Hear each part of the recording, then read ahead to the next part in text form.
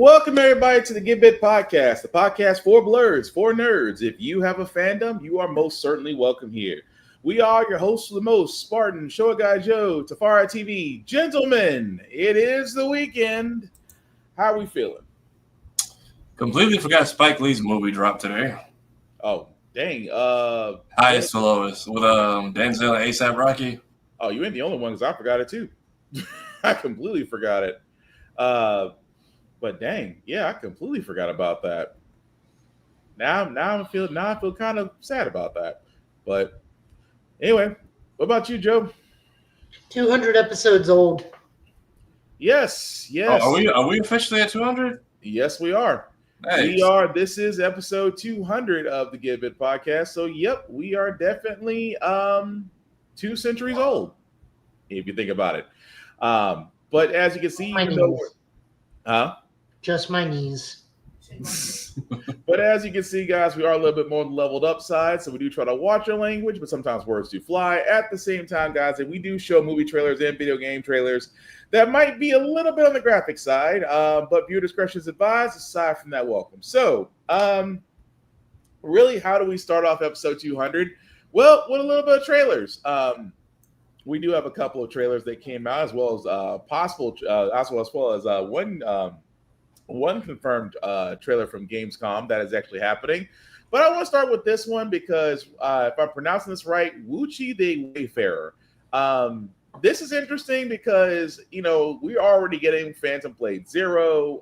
We've gotten other, I'm not going to call them Ghost of Tsushima type video games, but we're kind of getting that, which again, I'm not complaining. This one seems to be on that same vein, but I'll pretty much let you guys see it for yourselves. Again, this is, and if I'm pronouncing this wrong, please let me know. This is Wuchi the Wayfarer. I think that is it.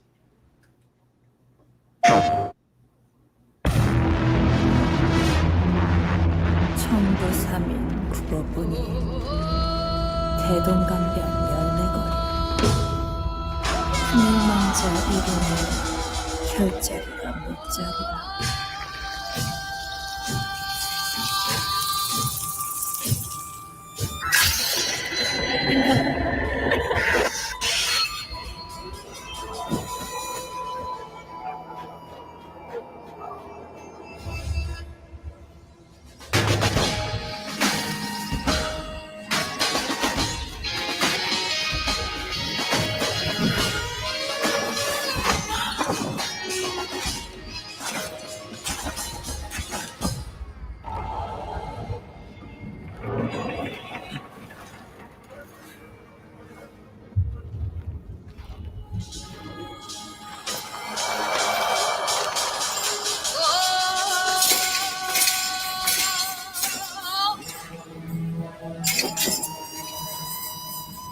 기어코 여기까지 참으로 정성이십니다.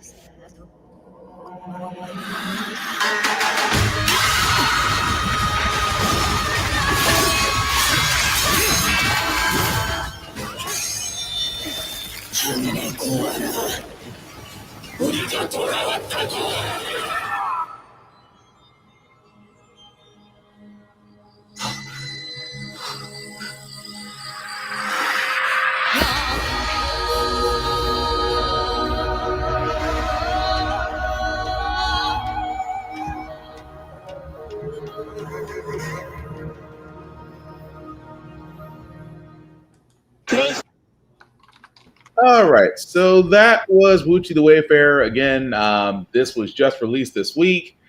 I'm not gonna lie, the teaser drove me in. I'm thinking it's gonna probably be on the same lines as Phantom Blade Zero. I would not be surprised if we do see more of this at Gamescom. Again, that's just a guess. Nothing has been confirmed as of yet through PlayStation. But fellas, what did you think? Don't we have a game out right now that's like the same except what is it, like Wu Chan something? Gucci Fallen Feathers. Yep, that is available right now. That's the game I'm trying to. That's okay. That's what I'm getting confused. I'm like, isn't this already out? That's what I thought too. It does look similar to Fallen Feathers, but what was the gameplay trailer that we watched like a week or two ago where they were fighting like the puppets that kept cloning themselves? Now that was Phantom Blade Zero.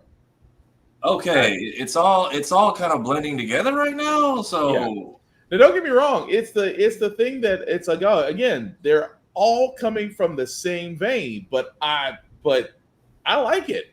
I mean, I want to see some gameplay, but as far as the teaser trailer drew me in, but yeah, I see what you're talking about, Tafari. It all, if you're not paying attention, you could have called it Wukong, you could have called it Wu Chang, you could have called it Phantom Blade Zero, you almost could have called it Sekiro. You almost Sekiro like in a way, but all coming from the same vein. But I gotta see gameplay. I actually want to see actual gameplay, but teaser got me. But what y'all guys think? That's it. I need gameplay because I'm getting the titles and trailers mixed up because I'm seeing a lot of it right now. So I need to see what in the gameplay makes you stand out from the others that we know so far because I am confused. Joe, Fair.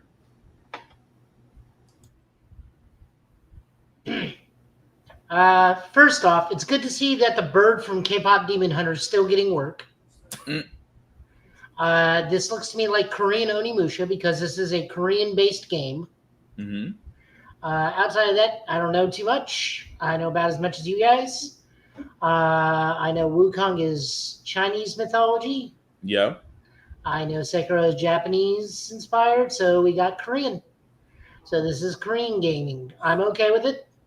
I would also like to see gameplay because it's gonna is this a Neo? Is this a Dark Souls? Is this an Onimusha? What are we talking here? Pretty much. No, completely agree with that. So, but like we said, this is a possible trailer. This is also a game that might show at Gamescom. Again, we don't know yet. It's just speculation. I would think this would probably appear more at Tokyo Game Show than Gamescom. I can see that too, but we'll see. But beyond that, we do actually have one Netflix trailer. Again, this is basically for One Piece Season 2. This is the first look. Again, if you have not seen Netflix's One Piece, we reviewed it. Wait, what, Joe? Oh, no, I'm down with it. It's just the amount of hate and disgust this trailer has generated already. I'm just already so tired. Okay, here's what you have to remind people. Mm-hmm. You want to ride Oda so bad, but when he comes to the premiere, you literally did not spot him out of the crowd. Right. You wore a body camera and everything. To be fair, we would have all noticed a fish-headed man in the crowd. We did not. Maybe so, but I do see what Joe was talking about because I was like, dang, Joe, you giving disgust already? We'll talk about that momentarily, but if you haven't seen the trailer, here is... I'm not talking about the Nico Robbins stuff. I understand that if you're a white person in a desert environment for a long extended period of time, you tan. Okay. And then if you're not in a desert environment for a long period of time, you lose the tan. Hold that thought for 1 second, Joe. But here's the trailer for Netflix's One Piece Season 2.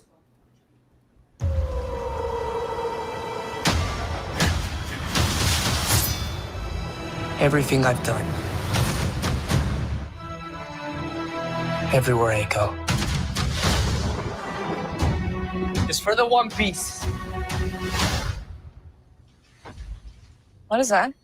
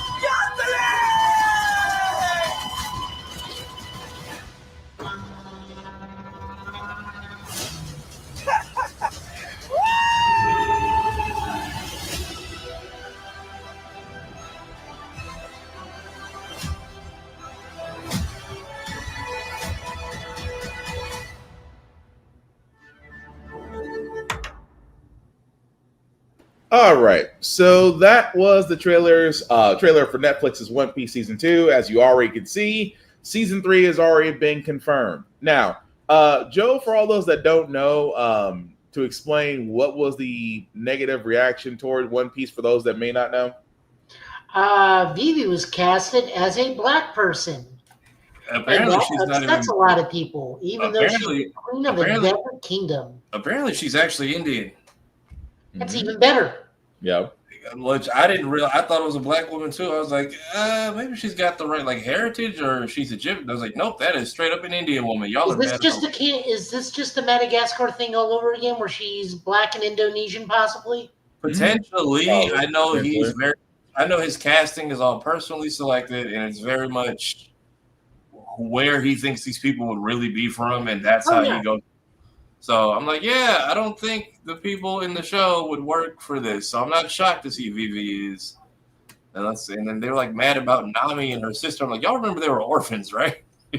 Pretty much. Yeah. So, but yeah, that's the thing I want to talk about. It's just again, it is amazing to me that we are still, even in post pandemic, we are still getting a lot of fan favorites and shows and animes and mangas and things of that nature. I just got one question for those that just want negative bomb it. Is there no pleasing you guys? So I mean, this also is the season where the meme of Zoro only killing black dudes starts. Yeah. Yeah, we have to see who gets cast as Mr. One. But it's just the thing That'd be Michael Jai White, just for the hilarity. Honestly, he would fucking body that role, and he would be dead serious the entire time. Oh my god, him coming back for Annie's Lobby would be fucking fantastic. Right? Not Annie's Lobby, the Pyro War would be fucking great. Yeah, but that's the thing I just don't get. It's the whole It's like Netflix's One Piece. The fact that they're doing this with the actual creator, and that he's got his hands in it, and that the first season was actually good, and it's just you guys. Well, not everybody, just a few disgruntled people, or basement virgins, as the Reverend would call them, just have a problem. Like, you are okay. Let me just sum this all up. Let me sum this rant up in just one sentence. You are never going to get perfect casting. You're not. I mean, yeah. I mean, remember, a lot of people still thought Robin was black for the longest time because slightly darker skin, forgetting people can tan in a desert environment. Mm-hmm. Except in Star Wars. Luke is like the palest kid in a planet with two suns I've ever seen. That's still the I just chalked it up to the Force. The Force is like the best sunblock in the world. That's like FPS 5000. It has to be. Because I'm like, anyway, my point is, we got really good casting all across the board. Mm-hmm. I'm really happy they got a good Robin. There are things that are obviously missing from her, but you know what? I'll let it go. I'm not expecting perfection. It's Oda. Mm-hmm. Have you seen Oda's women? They are not obtainable. Well, they are, but not without plastic surgery. You ain't wrong. You ain't wrong. They're like bleach women and fairy tale women. It's just not a physical thing. Very much. But it just never ceases to amaze me that it's always the whole thing of, well, they casted it wrong. Well, you are more than welcome to do your own casting and figure it out for yourself. There's actually like a whole after manga page, an interview with Oda where he just says point blank, here's everyone's nationalities on our Earth. Yeah. Mm-hmm. Yeah. Luffy's Brazilian. I forget, I think Nami's Dutch or something. I think it was Dutch, but I'm half sure. I know Robin's Russian. I know Sanji's French. Mm-hmm. Zoro's Japanese. I forget Usopp's African. Yeah. Chopper's Norwegian or Canadian, one of the two. Something where there's reindeer. I forget what. Yeah, I think they went Norwegian with Chopper. So it was Luffy's Brazilian, Zoro Japanese, Nami Swedish, Usopp African, Sanji French, Chopper's Canadian, Robin's Russian, Frankie, of course, is American, Brooke is Austrian. Mm-hmm. And then a couple of the bad guys, like they said, like Blackbeard would be Somali, Law would be a German. Mm-hmm. Let me see, Apu would be Chinese, Jinbei would be Indian. He doesn't strike me as Indian, but I guess so. Yeah. I think maybe just the whole Fishman backstory, maybe it ties closer to their history. Yeah, I guess the apartheid thing can be done with like the great movement and whatnot. That's one way to do it, but yeah, again, it's gonna come out next year, whether you want to watch or not. I know I'm watching it. I'm pretty sure it's Afara and Joe, you guys are both watching it. We don't have any issues with the casting, but I really want to see how they're gonna do Brooke. And please, dear God, let it be Flula Borg doing Brooke. it'll be interesting. I'm gonna hope the same. But Neither one of you know who Flula Borg is, do you? I'm trying to think. He's not. I feel like I've heard you say that name before. Have either one of you ever watched The Rookie? Oh, Tracer Skip Randy. Yeah, Skip Tracer Randy. Okay. Randy. That's what was throwing me off. Like, I know that name because I've seen it before somewhere. So that's okay. He's also in the Suicide Squad. Yeah, he was Javelin, right? Yes. Okay. I thought I wasn't nuts. Yeah, I know. Yeah, I know. Oh, he would do. Oh, yeah, he'd be perfect. Oh God, he'd be perfect. Or just do Arnold for no reason because Arnold is Austrian. Yep. He could kill. Oh, he could kill that. But anyway, we'll probably get some new unknown actor for Brooke. I mean, you got to be able to get the Yo-Ho down. Now I'm gonna go watch The Rookie. But anyway, again, comes out next year. We'll get an exact date because right now we're in the midst of Stranger Things, and they are really condensing this season because we're supposed to get Drum Kingdom, Alabasta, and end out on Cross with Laboon, meaning season 3 is just going to be Skypiea and maybe Thriller Bark. Pretty much. Which I'm not mad at that pacing at all because they're not getting any younger and it took them this long to get a second season going. Yep. So either way, we're looking forward to it. But other trailers that we do got, Resident Evil Survival Unit. Joe had found this and thought it was a movie. Turns out it is a mobile game.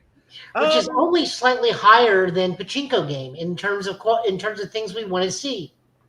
But I'm not gonna lie, the first time I saw it, I thought it was a cinematic movie too. But for all those that haven't seen it, this is Resident Evil Survival Unit.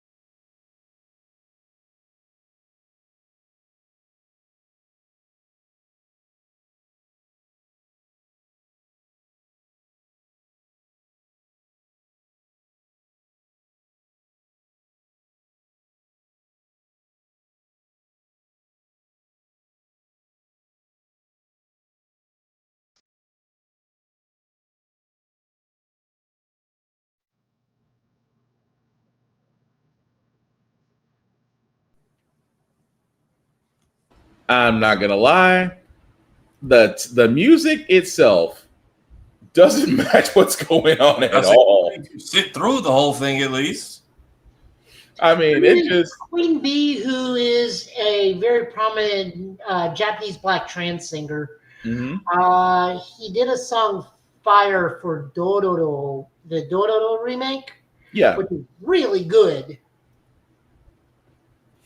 it just threw me off the first time I seen it. But It is a mobile game, Resident Evil Survival Unit. As you can see, it does have almost every character from 1 to 3, except the guy with the laptop. I think he's the OC character for the player. Okay. Batteries from Resident Evil. Batteries from the not Operation Raccoon City, the multiplayer Resident Evil game that came out like on PlayStation 2/3. Outbreak, maybe. Yeah. Outbreak. I mean, I'm not knocking it. I would probably just to see because I know we'll get more information because it's already you can pre-register for it. I'm not gonna lie. Resident Evil having a mobile game. I'm trying to think. Did they try this before? I'm trying to think. In recent memory, has Resident Evil tried a mobile game before? I feel like they probably have. I feel like everybody's got at least 2 failed ones under their belt at this point. Yeah. I know there was a Resident Evil crossover with Puzzle Dragon. Yeah, but I crossover with everybody. That's gonna bug me because I'm trying to remember. Is this the first time they've attempted this?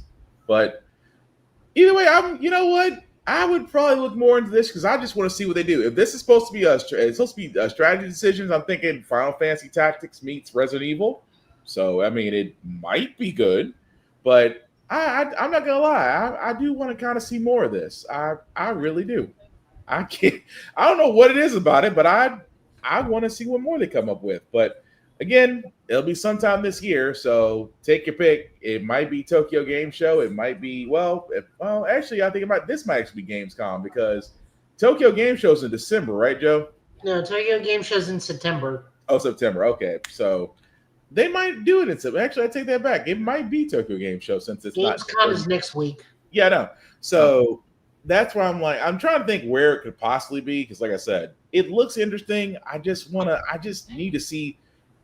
Again, gameplay helps us out freaking tremendously. But speaking of gameplay, I'm gonna start with you, Joe, because you got to play a game that I was looking forward to. You played a few hours of it. What did you think of Mafia: The Old Country? So far it's enjoyable. You can. They were very upfront about this. So this is not a lesser experience than previous Mafias, but this is a $50 game for obvious reasons. Right now, the game is very restrictive. Like, you can go see things, but they're like, no, you can't go do that yet. Mm-hmm. I'm not too far in. I'm like maybe 2-3 hours in, learning names, learning stuff. This is like in the early 1900s. Okay. In Sicily, you play a character named Enzo, who's a mine worker, and then stuff goes wrong, and you wind up working for a Don running a vineyard. This is very much like that scene out of the early scenes from Godfather 2, where it's Don Corleone as a young man. Oh, okay. Very much along those lines. Gotcha. The best way I can put it right now, since it's so linear to me right now, is this was like to quick path of GTA, where you just only do story missions, so that's all that's available to you. You don't get to roam. You just get to like. Oh, so it's linear, not open world.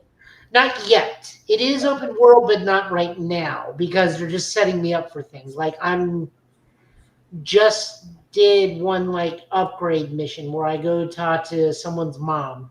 Okay. And whatnot. But like very Sicilian. They do have an option to put in native Sicilian. I do recommend that. It's not that the English dub is bad. It's just you're in old Sicily. The game has a wonderful Sicilian Italian cast. This flows better. It's better. It's like watching Mulan in Chinese. It just enhances the experience. Also, Jackie Chan. Okay. Well, for those that haven't seen it, here's a trailer from Mafia: The Old Country that's out right now. A launch trailer. Okay. 1904. There we go. I know there's a hell. I've seen it. I wonder if they have to do a trailer. Heaven? I don't know. I was given a chance. Can you work? And I chose to take it. I learned the rules. And that every choice has a consequence. I wanted to live. To belong. be somebody. If you want something badly enough, you might just get it. If you're willing to pay the price. Assassino! This is you. We'll take care of it. Get them inside. It wasn't about right or wrong.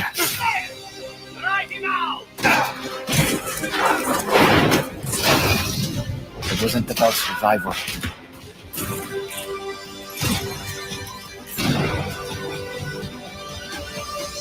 It was about family. And family takes sacrifice.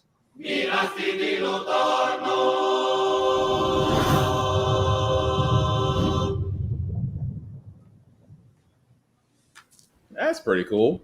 So that was a trailer from Mafia: The Old Country. Joe, you said how long were you into it? You said not too long. Like 2 or 3 hours. I actually did find the Sicilian dub. All right, I got it. Let me see if I can get that up. Oh, sheep. It also kind of bothers me that they kind of talk with a it's no real Italian accent, but just the stuff like this. Hang on a second. We might have to do some things since YouTube sat there and said, hold up. Oh, did you get hit with the age verification? I don't know. It's kind of We weird. must have had this much pasta before we can watch this trailer. It's weird. Hang on a second. The game looks good. I've only played 3. I'm very curious to see if they tie this into any of the characters we know from Mafia 1 and 2. No, but you do in the opening see a postcard from Empire City. I saw that, and I'm just like, I wonder if we're gonna meet anyone from like Vito's lineage or him and his friends who were in the Mafia in the first 2 games. Because like I played 3 and kept everyone alive, which apparently upsets your pastor friend very much. But but yeah, I know 3 was very open world. But this one I turned on one of the Haitians because we might have to try it like this because it's that's fine. We're in it for the dub, not for the visuals this time. Okay. I just want everyone to like understand this is what the voice cast is like in the Sicilian dub. All right. 1 second.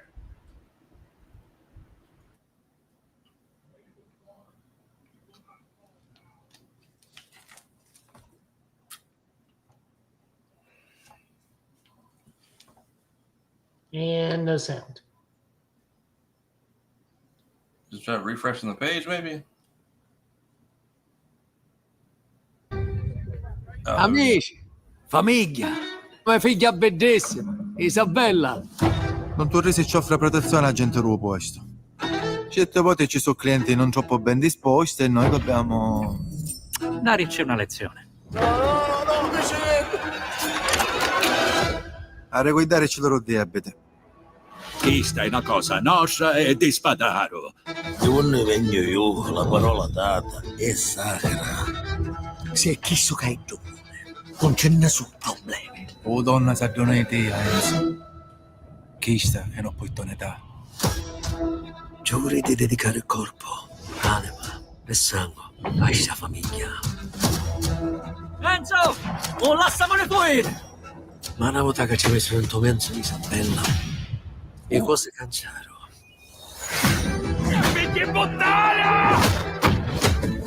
Morì per me padre, per l'onore so. Non te lo lascio fare pure a te. Abbiamo un traditore. Questa cosa è stata mia e tia. Questa famiglia, lealtà è tutto. Non sempre potremo decidere che Luca facciamo. Chiedo che siamo sì, però. E tu così, Enzo.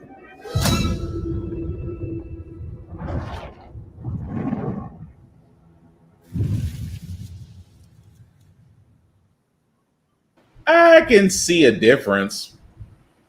No, it's authentic. It comes off very authentic. Yeah. I do like what I've seen from one person I'm watching play it so far. I will say if the person I think is the rat doesn't turn out to be the rat, I'd be very shocked at how they set that up. Because one of these old men I very much do not trust. Yeah, it's good, but like it's very, like Joe said, linear, because it's like, hey, you have a horse, you have a car, you can leave your house and you can go left on the street and you can go right on the street, and like that's it. So it's like fast travel to just not so far locations. Mm-hmm. I mean, I think they learned their lesson from Mafia 2 and 3, because Mafia 2, even remastered, was a big area but not a lot going on, but that's also because of the time frame. And Mafia 3, God, that needed fast travel so badly. I think they wanted to be historically accurate, so there was no way of you getting it. But either way, I was like, we can call in the guns and the hitmen at any location. I feel like you should be able to call somebody to be like, hey, I can't get a cab, but please send like the Haitian carriage, something. Like somebody should have been, one of those mafia families should have came with like a fast travel perk. It should have been the Irish, since they were the car base. Right, yeah. Car base dude. And like I was fair. I gave everyone a property one at a time, even though as much as they bitched and complained the entire time. I didn't know Vito was from a previous game, but I managed to keep everyone alive and didn't betray them at the end, which low-key is like a happy ending. Yeah. You need to play 2. That's where Vito's from. He is. I know. Yeah, I've seen people play it now. It's like, oh, because I've seen people say like, oh, I heard I need to play 2 before 3. Yeah. And it's like, oh, okay, this is Vito's story. Then Vito becomes a character, and so it's some good stuff. I like what they're doing with. If you like that old mafioso type film, this is very much a playthrough of it with a lot more interactive and gunplay. Yeah. Well, I was talking to a friend about it, and I'm like, well, they can't move forward in time because the mob slowly just gives away to corporate America. Yeah. Yeah. So, I mean, like, the prime example is Vegas. Vegas was a whole different beast under mob rule. And then the mob just like, when the corporations wanted to move into Vegas, they bought all the mob. Yeah. And just the mob just became rich enough to where they didn't have to do anything. Also, Casino. Yeah. Like I said, that just made me think about that. Also, Casino. But again, but as like I said, Joe's playing it. He gives his approval on this, even though he's a few hours into it. Let us know what you guys think in the comments as far as Mafia the Old Country. And like Joe said, try the Native Sicilian and see if you get a different feel for it. But I said, take it from the guy who's Japanese and Italian. He has organized crimes on both sides of the family. Yeah, I think it's cool. I am so clipping that. Go ahead. I also know a lot about noodles. A lot of what? I also know a lot about noodles. He's accurate. Yo. God. Battlefield 6 beta. I've played it. Tafari has played it. Tafari, your thoughts on it since you got to play beta last week? Between the glitches and the chaoticness, and then the people who actually do try to coordinate how to play the game, we are back to basics. I like it, even down to the clunkiness and the goofy stuff I have seen happen. Like me running at one point and then the camera just freezes, but it still follows my character in third person. My only complaint, they need to put the medic stuff back on the assault class, because the LMG, you can switch the guns, but off base, the LMGs having the med bags, when those are the guys who've been carrying ammo and C4 for the last 3-4 games, you notice like no one in the game is waiting for revives. They're immediately like, even though I have defibrillators and I'm telling them, hey, if you go down, I will heal you, they just quit immediately. Yeah, they don't even try. Nobody waits on the revives because they're not coming, because you gave revives to a class that hasn't had it. And the kill cam is kind of annoying. Like it's I don't need to see where they were. I need to see where they are. Like that freeze frame shit is annoying. Because then when they're still moving, now they're kind of like blending in with the screen capture, and it's then I don't know what the fix is for, but like some people are just laying in the piles of bodies, like in the textures, and you can't detect them. So I'm getting just like sniped by my ankles all the time. Yeah. Same thing. The only thing I can add to that is I know it's a beta, which means there's still going to be some bugs to work out. I do like the classes do have a little bit more variety. I do like the fact that, through Conquest and through other game types that I played, It is great. I will say this: if you're not a fan of mass scaling, having 60 players on one platform, don't do Conquest, because I know a lot of people complain. I got picked off as soon as I got in. That's how Battlefield is, unless you pick the right spot to respawn, because that's how it goes.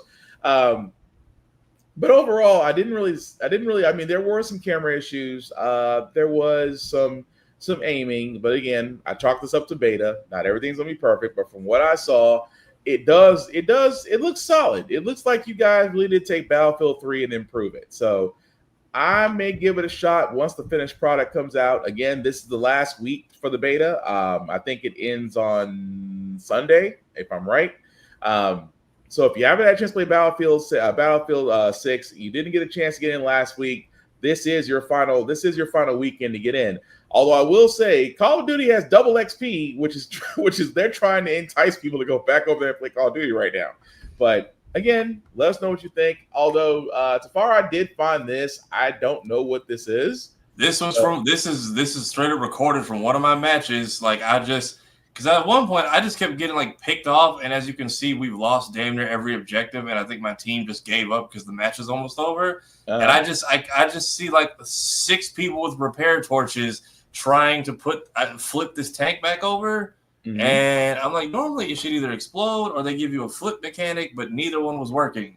So I was like, this is like that episode of Battlefield Friends, and then this happened. All right, I'm just gonna play it and just see what happens. Nope. I did it. It didn't work. Didn't work. Let me know when you're done! Oh, I did it! God! Attention all soldiers. We need every available man to the LAV. Do not call our team over here. We need to go take the objective. We gotta work together! The only way we can probably even get this thing out of here is with a Jeep. We don't have a Jeep on hand. Here comes a Jeep! Holy shit! Hey! All right! Now get back to work, you bunch of lazy asses. Nope. Yeah, I don't know what happened. The tank flipped over. It wouldn't flip back, but it also wouldn't explode. When I spawned in, I was inside the tank, but I was clipping through the ground, and then I realized, oh, I got out, and this is what I saw.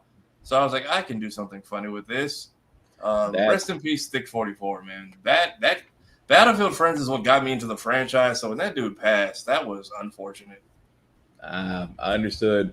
Still, though, that was funny. Everybody's like, we need a Jeep. And yet, here it is. But let us know what you guys think if you had a chance to play the Battlefield 6 beta. Try saying that 5 times fast. Let us know what you think in the comments. And again, will you be playing it once the finished product does come out?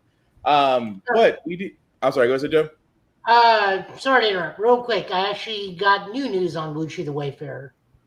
I'll go for it. You can confirm it is set in the Joseon era, which is a very dramatic time in Korean history, and it will be an action-adventure RPG. Okay. So it's going to be more like Expedition 33, although it does look like a Souls game. Mm-hmm. It is confirmed to be an action RPG. Okay. I'm like I said, I just want to see gameplay, but that's good to know. I guess did they mention anything else on when more will be revealed, or is that still up in the air? Dang, Nope.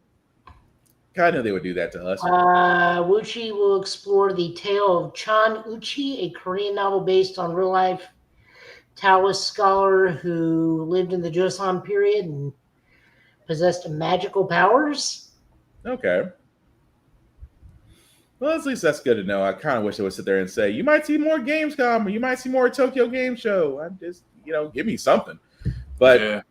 But speaking of some things, before we get to our Gamescom trailer, because we do have that, and then we go into our other news. Like I said before, we did find out that Thunderbolts, if you haven't had a chance to see it in the movie theaters, you will get a chance to see it on Disney+. It will premiere August 27th, so not too long from now. Will be available on Disney+. Again, we reviewed it. I didn't see nothing wrong with Thunderbolts. I thought it was a pretty solid movie. If you try to go by numbers, again, it did turn a profit. It didn't turn the pre-COVID numbers that a lot of Marvel films did beforehand, but it was still a good movie. So if you have been waiting to see Thunderbolts, you will get a chance to see it on Disney Plus in about 9 days. But 27, 12, not too long from now. But are we surprised, guys, that this is the route we're going? Because I mean, at this point, every Marvel movie is available on Disney Plus, and everybody's like, "Why is it taking so long?" Again, this is the same. It was the same path that Captain America: Brave New World took. It took just the same amount of time. There is no hurry up. It is simply put, we're not used to movie runs in movie theaters anymore. Because after it's done in movie theaters, this movie has done its run in movie theaters. Then it's supposed to be a few months or so, or even 3 months, and then you'll go to DVD. Which now everything is going to streaming. But again, if you're looking forward to Thunderbolts, I'm looking forward to it again because Red Guardian and Bucky were my favorites. I'm not gonna lie. Red Guardian sold it for me. Walker is getting his redemption. Bob, I can live with how they're doing Bob right now. But Taskmaster. What redemption are you talking about? All it does is that movie confirms he's an even more monstrous asshole than we thought he was. But he's not trying to be Captain America. He is being himself. That doesn't make him a good person. And then, look, I'm not saying he's going to be all sunshine and rainbows. He's just not faking anymore. I will give him that. It's that realization where it's like, I'm not going to try to be, I'm going to just be myself. I'm like, you know what? We have a simple rule on this podcast. We do not defend John Walker. No. I'm not defending him. Not defending him because he already got the most disrespectful ass whooping in MCU history. I am not defending him. That's his fault because he's an asshole. Yes, but now he's accepted it. That doesn't make him better. It does. Again, maybe I'm using the word redemption wrong. Maybe it's the fact that he's just Can we say self-acceptance? That still doesn't make him better. There's just no pleasing you, Joe. There's no pleasing you. I liked it. Joe being the Thunderbolts. We're not even going to ask you that question. There's too much bias. I can remember what you. It's like just move on. You know the answer. Well, I couldn't remember what you said about it. I couldn't remember what you said about the movie. It's everything I wanted it to be, except for less Baron Zemo. Do you think when he became a new Avenger, his wife went and got her alimony up? Probably. Oh God, yes. Probably so. Y'all agree on that one. That girl, his daughter probably is sitting next to Tony's daughter in class right now. That's the question I need answered. Where is Pepper? Like, everybody attached to your company is getting thrown under the bus and dragged through the mud. Y'all haven't offered a Stark-Lord. Well, remember, Gwyneth Paltrow doesn't even remember what movie she's in now. What makes you think she's going to remember an Avengers movie? I don't do it. It could be off screen. I was gonna say something messed up, but which movie was it where they were like, yeah, me and Pepper are not talking, and they're just like off screen. Iron Man 2. Yeah, they could do that. Hey, Mrs. Potts has sent in her best lawyer. She-Hulk walks it like something to let me know. Hey, Stark has an heir and a wife out there who because it just feels weird that they left. She's leaving everyone hanging. Yeah. But yeah, I honestly, I'm shocked. I feel like this took longer than Cap to come to streaming. It feels like it's weird that they held out this long for a movie you spoiled less than 72 hours after it came out. Yeah, that's a fair assessment, but still, dang. Also, the poster editing out all the guns and Taskmaster is a weird. It's weird. That's how they did Taskmaster. How Taskmaster. Never mind. I'm gonna leave that one alone. But this is also a movie about mercenaries. So why are we editing it out and making a poster family friendly? What's the library? This library is gonna be so interesting when Hulu's gone. Oh yeah, fair enough. But before we get to Gamescom announcements, I completely forgot. Joe, your opinion on the mobile Digimon card game? As far as the beta being out, that some people may have had issues with it, but your opinion on that? The only thing people had issues with it was the artwork and the text on the cards was really hard to see. To which I say, get a bigger phone. Damn. Yeah. Or just hot swap out of the app and onto the Digimon card game list and look up the actual card you need to play. Because the meta's not that new. The meta's only was I think up to set 4 plus the new character cards that came out. Mm-hmm. So it's not like we're on set 22, like just came out, or EX10 that comes out next month. Which, by the way, that's a really good set. Lilithmon's in it. Go Google Lilithmon. A lot of people call her mom, from what I understand. Okay. Not me. I'm a full-grown adult, so I can focus on other things, like upgrading my other decks. But no, I'm really looking forward to that thing coming out. I played the acquired version of the game, not actually acquired Elysian. There's like a whole different thing. Yeah. But that's there, and I love playing it. I can't wait to build another new deck for Digimon. I have too many already. 5 is enough. 5 is never enough. That really was the only complaint. Like, everybody liked the story mode. The story mode takes place in the same continuity as the webcomic and web novel, Digimon Liberators and Digimon Debug Team. Okay. Which is based around what the TCG is based around currently, depending on the sets. From what I understand, everyone that plays the TCG had an excellent time. The cards were just hard to read. Gotcha. Okay.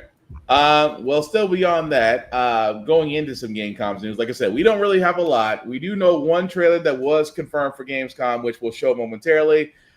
We do have some news from Xbox and from Capcom, to which they've already confirmed that this will be talked about at Gamescom. The Call of Duty Black Ops 7 will show off its campaign and multiplayer. If you're like me, I love Call of Duty. I'm glad they brought back campaign mode because, you know, multiplayer is good and everything. I like to play campaign. I like story. But we are going to get that at Gamescom with the campaign and the multiplayer showing there. So expect trailers and possibly folks that got invited and those lucky SOBs will get to play it on hand. I do not like Call of Duty because so many good game studios have been shuttered and moved over to make one dumbass game that comes out every single year. I mean, I can understand that, but I can't blame the game. I blame the companies. It's like at the same time, I blame EA for Anthem, even though Anthem could have deserved a whole lot more, but I leave that alone because I don't want to go on a tangent. But also, Hollow Knight Silksong. We hope we'll get a release date. That we will be getting a playable demo at Gamescom. At the same time, if you've never played Hollow Knight, it is fun. I've actually played it.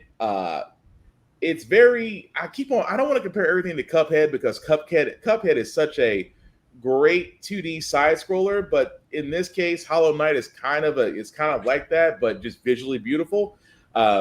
We hope that we're going to get this game sometime in 2025. At least that's my hope. But again, since it wasn't in the Nintendo Indie World last week, we're hoping that it's going to get a release date on 2025. And Microsoft and ROG, Republic of Gamers, they are releasing their Rogue Ally Xbox version. Again, we don't know the prices yet. We speculated the prices the last time we talked about this, almost 2-3 months ago we talked about this. We don't know what it looks like yet. This is just a mock-up of what it could possibly be. We don't know pricing. We don't know storage. All that will probably be revealed at Gamescom. We said it before, this might be the end of console gaming for Xbox if this is the route they decide to go with handhelds, because, of course, PlayStation Portable has theirs. Of course, Steam has theirs. ROG have their own Ally, and now ROG is coming out with the Xbox version. We talked about this. This might herald the end of console gaming to a certain extent. Some people still love their consoles. I know all of us do at this panel. We all love our physical media. But this might, depending on how this is accepted and the pricing, because if they learn anything from Switch 2, be a little bit different than the first one. That's all we're saying. But we hope to find out more information about this. I'm almost certain at the same time announcements, pre-orders are going to be out, which means scalpers will be jumping. But that's the only information from Xbox. Of course, there's a lot of other speculation that we might see a Halo. We might hear about a Halo game. We might hear about Gears of War E-Day. Those things have yet to be confirmed. It's just that right now, those three things from Xbox are the only things that we know. From the Capcom side, Capcom has already confirmed that we will get a new trailer for Resident Evil 9 Requiem. Again, we covered this when it first came out during Summer of Games.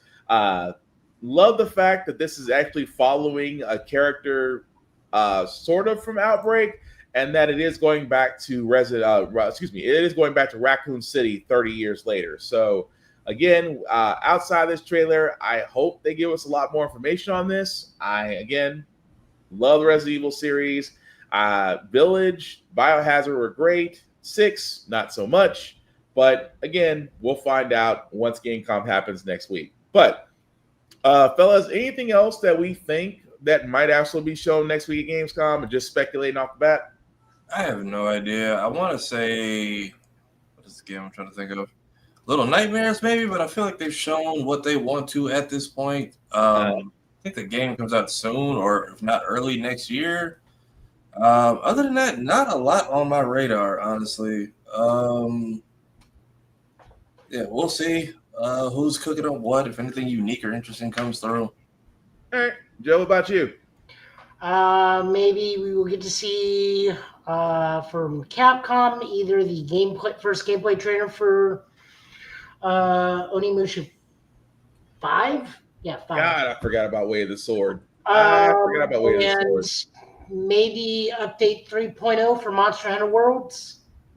Yep, that's also possible. I forgot about Way of the Sword. I completely forgot about it. But it's supposed to be. Wait, they didn't. Yeah, they did announce it. That does have an announcement date. Well, not a date. It said later this year. So I'm misremembering. It's later this year, but not an exact date. I think it's 2026. Yes, 2026. Sorry. I'm getting my dates mixed up. Yep, you're right, Joe. It is 2026. But again, we will cover what comes out with Gamescom next week. Again, a lot of speculation. I'm hoping, like I said before, if they do Halo, cool. You owe us a Halo because Infinite wasn't what it should have been. Wait, what do you find out, Joe? Shouldn't they be advertising Gears of War coming to PlayStation? Supposedly, yes. Why? Allegedly. Yeah, allegedly announcing Gears of War to PlayStation, but they haven't said anything about it unless something popped up in like the last 24 hours. No, I'm just asking. I know. I think they had like open beta for that, and then I think pre-orders open for it like right after they announced it was coming. See, go ahead, Tafar. Go ahead. What happened with Infinite? Like, I remember the game came out, and I couldn't. I feel like I haven't heard anybody talk about the story mode of Halo in like 3 Halos. The game went as well as about Halo Wars. Yes, that sums it up. That's being nice. What happened? It seemed like everybody was so excited when the online started. Because they tried to do live service. Content went out the window with multiplayer. The campaign was short, and I do mean short. At the same time, the updates following the multiplayer maps, thing that nature, with a lot of rehashed skins and boards. So folks were basically getting cheated out of what they were wanting to get with this game, and then subscribers just dropped off. Okay. So yeah, they moved over to Helldivers. Yeah, so pretty much like Joe said, it's what Halo everybody thought Halo Wars was gonna be. They got massively disappointed. But don't get me wrong, I am a Halo fan. Would I like to see another Halo game? Yes. I am concerned where they're gonna go with the story.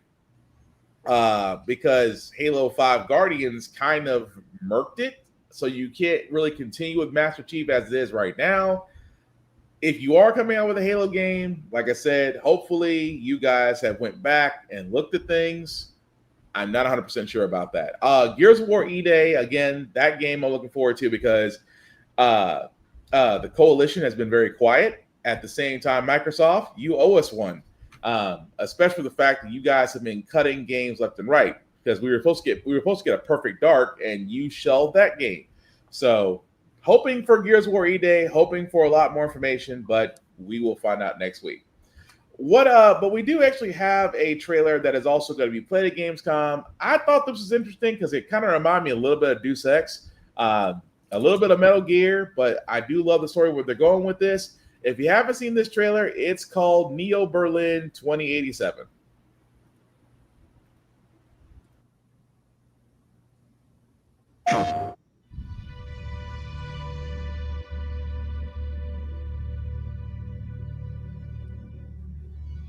Did you know that black holes are extremely dense objects with such strong gravitational force that nothing can escape them? Not even light. It was nice meeting you. Yeah, likewise. You ever wonder if we're the ones pulling the strings?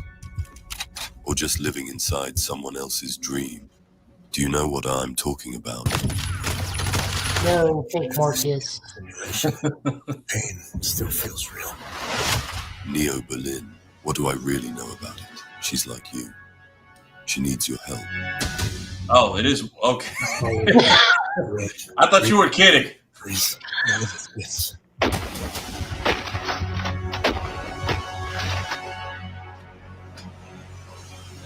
And Xenomorph.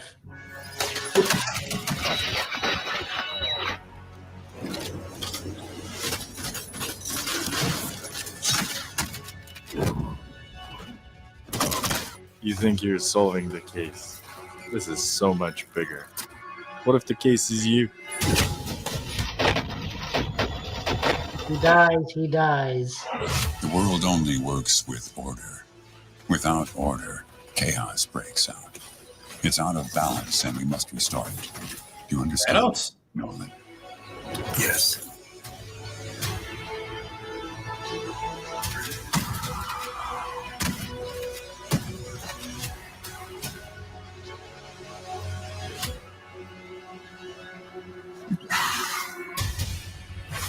Of course there are zombies. Why wouldn't there be zombies? I think they're zompires.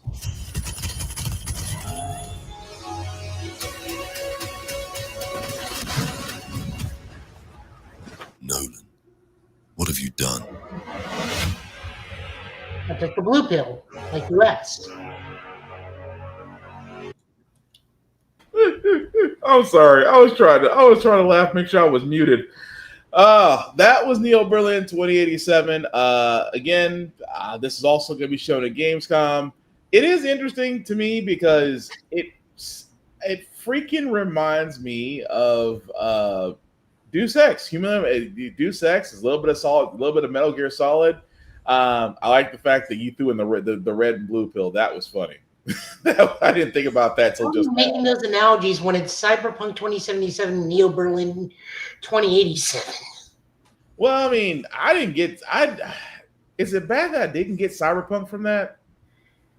I mean, my only complaint in this whole thing, it has the aesthetic down fantastically. Old Dirty Future is one of my things. I love Alien so much. It's Old Dirty Future. Hey, Bama. But like, if you're a Cyberpunk thing, you should barely be using that gun. Everything should be hackable. All your enemies should be hackable.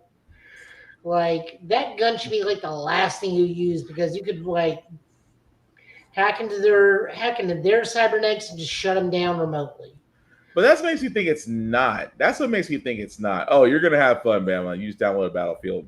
You're gonna have fun with it. You'll be able to get in this time because trust me, it's a little bit less. Yeah, it's open beta weekend. You'll have fun, Bama. You'll enjoy it.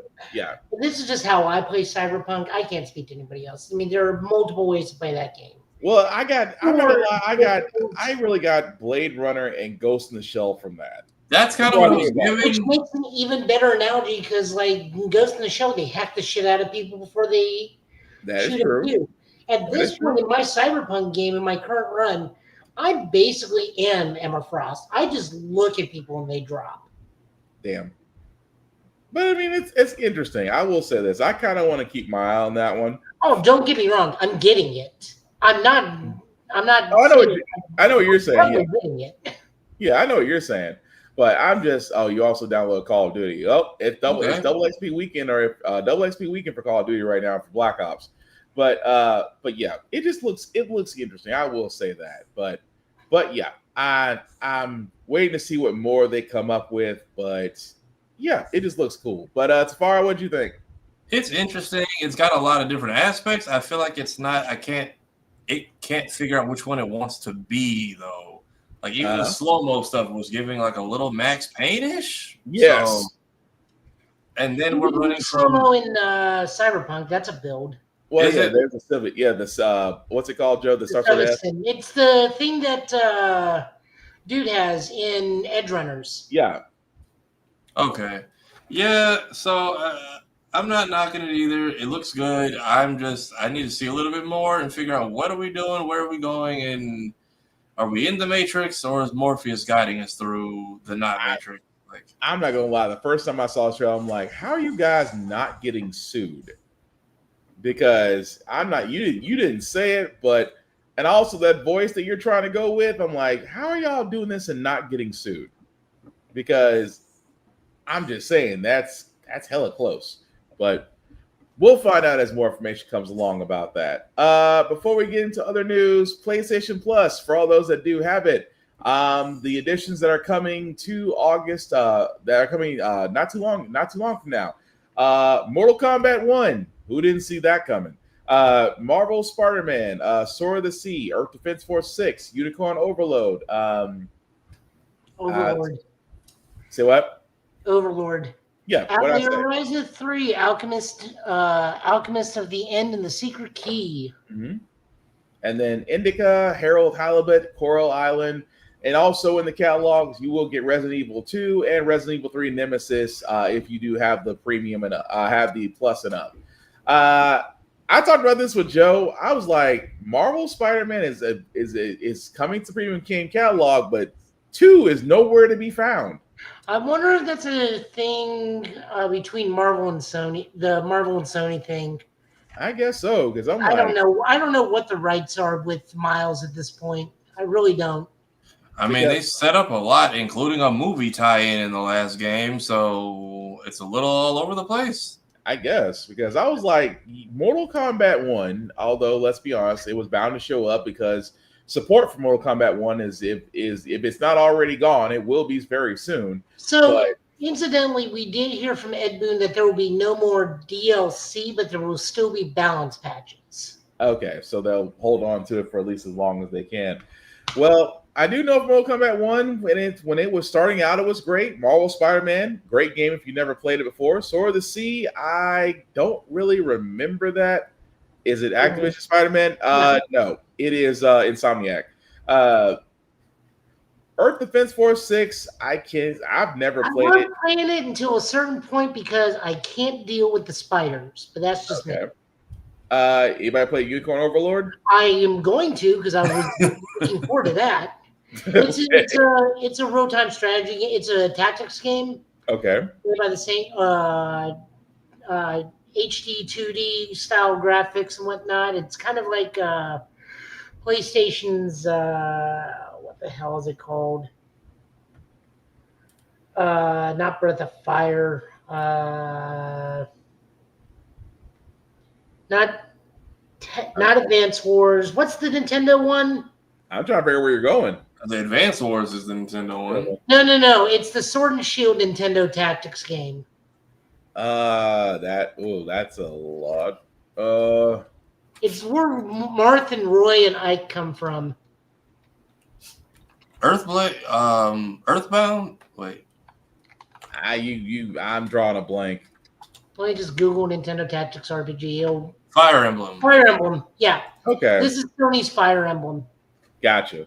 Okay. After Ryza, I definitely want to play because I played the first 2. They're really, really fun RPGs. So I'm really looking forward to this one. Indica, I have no idea. Harold the Halibut, does he know Don Knotts? Yeah.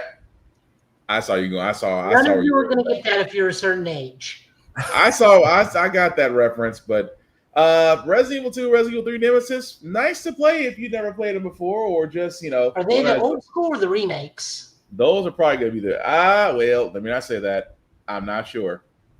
It doesn't really say. They could be the remakes, but I'm not sure. Well, if they're in the premium catalog, they're most likely the old schools. Yeah. So either way, not bad as far as what they got this month, but yeah, still not bad. Although I do feel bad for Mortal Kombat. Bama, they need to remaster Spider-Man for PS1. The original? I'd be down for that. I mean, if you know where to look in Spider-Man, you can find the exact first level. True. I mean, very much true. Yeah. I have that one here on. I think I have every version of that one. I have it on the N64 game, Dreamcast, and the PS1. Yeah. That one does a good job of kind of breaking down the dynamics of like all the characters, along with a good. It has the secondary What If mode campaign. Does it? Have you never done that one? Maybe I'm not. I don't remember. I know I played the story. Yeah, it's a What If mode. For What If mode, it has like a.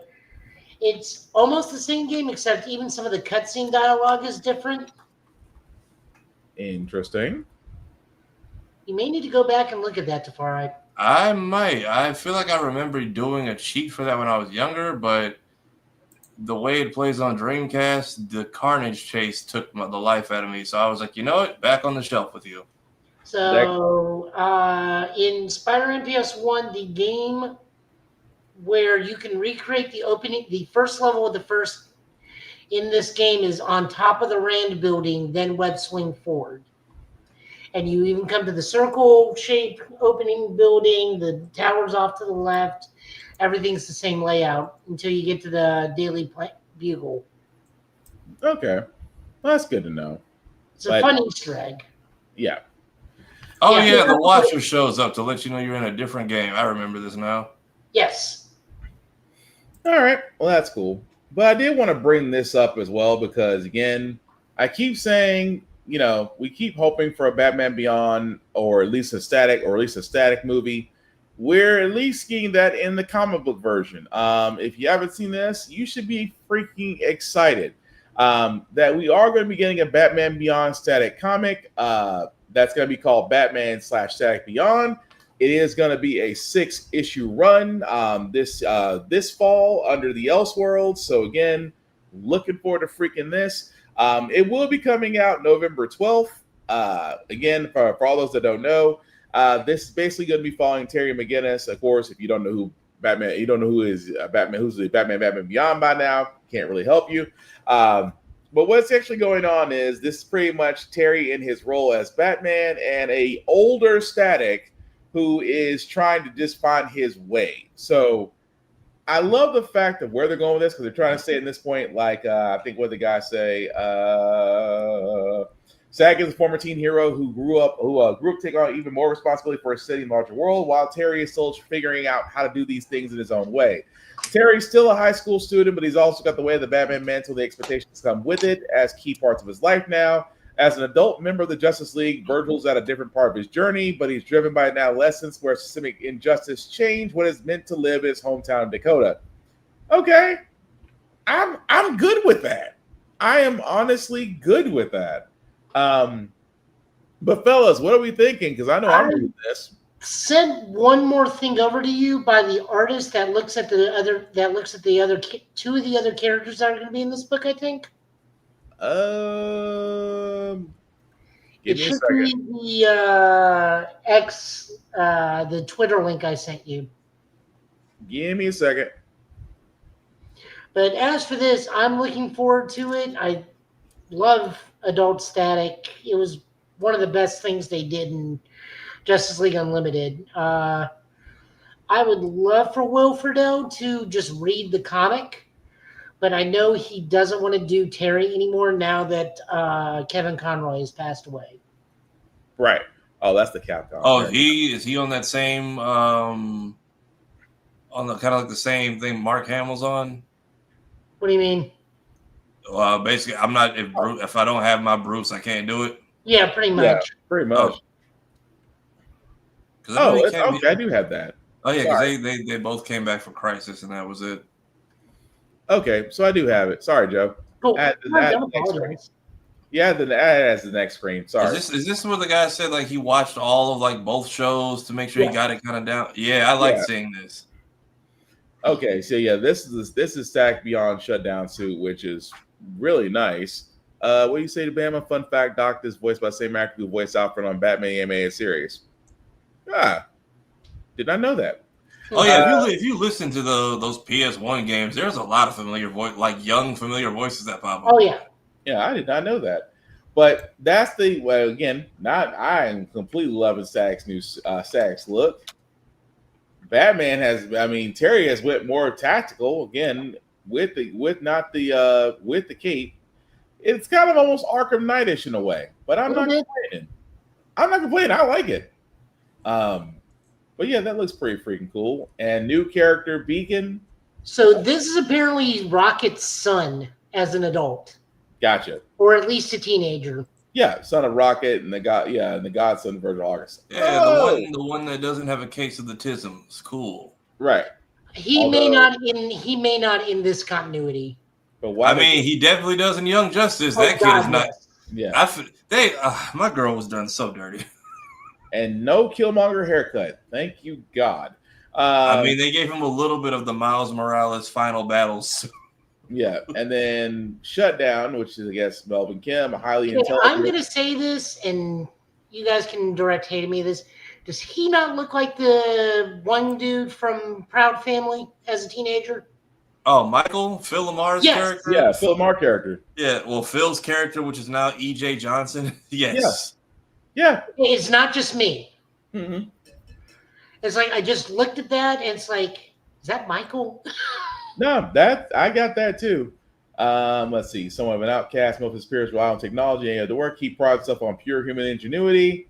Oh, so he does not like technology at all. Causing, after free accident, causing him to gain the ability to drain power. Oh, so he's basically a battery. Which is still not bad. But I'm liking the designs. I'm definitely liking the suits. But anything more you want to add to this, fellas? No, that's pretty much it for me on this topic anyway. I'm excited. I'm hoping we get more out of it. I'm hoping this book does well so they see that, hey, can y'all stop slacking on these characters and do something with them? Right. But yeah, I'm definitely down. I am definitely looking forward to that. Also, I guess that I missed this as well. Capcom will host a Capcom Presents at New York City Comic Con. Showcasing new and upcoming releases. So at least that's something to look forward to from New York Comic Con on about a couple of months. Now to hurt everybody. Maybe they'll show Dino Crisis. Don't do that. Don't do that. Because again, I'm gonna tell you why don't do that. Because as I'm looking at this, I feel bad. I feel a little stung because praying for some Mega Man news. Y'all are petty. We are going to remaster and remake and port. Actually, not even. We're just going to port Mighty Number 9. Enjoy. That new game that Capcom's working on, the one with the little cyborg girl.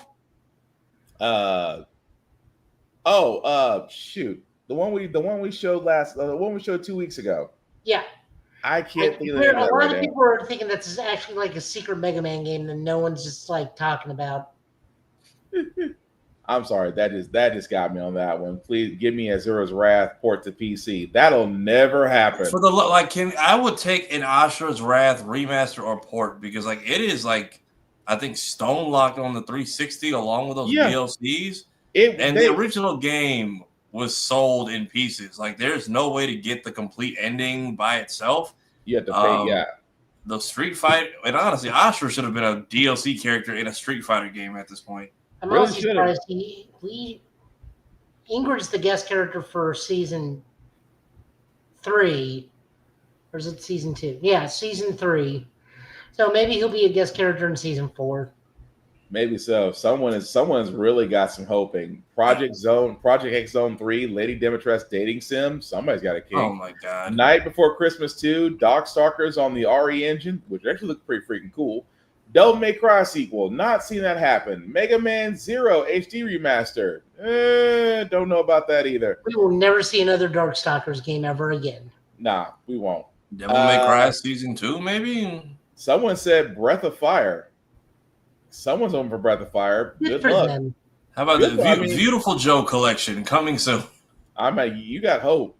And of course, Dino Crisis. Well, somebody said it, Joe. Dino Crisis remake.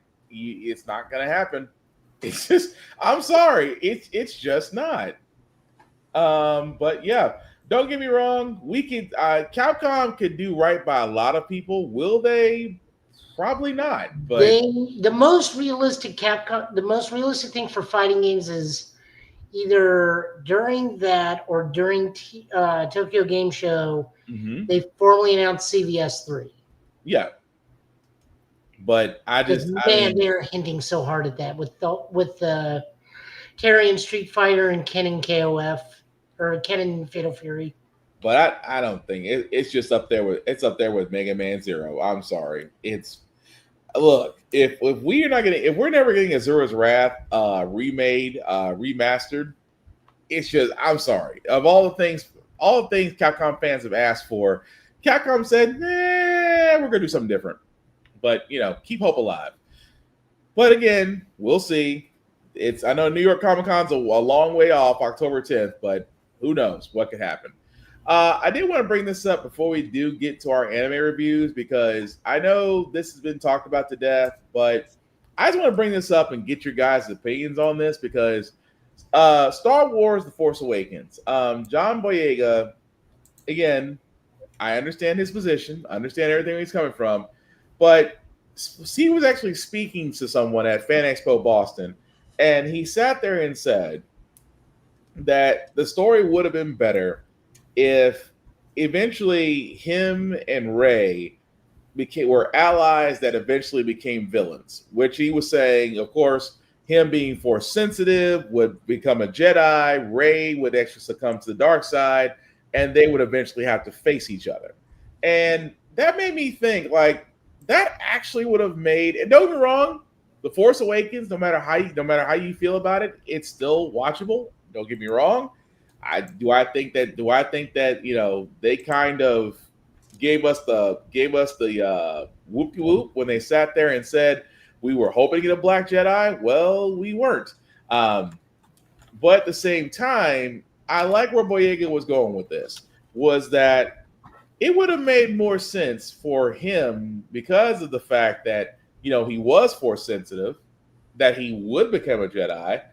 And it would have made more sense for Rey to actually kind of go dark side, and eventually they would have to fight each other. Now, I'm asking you guys this: would that have made more sense for them to go ahead and do that, or should the story have gone another route?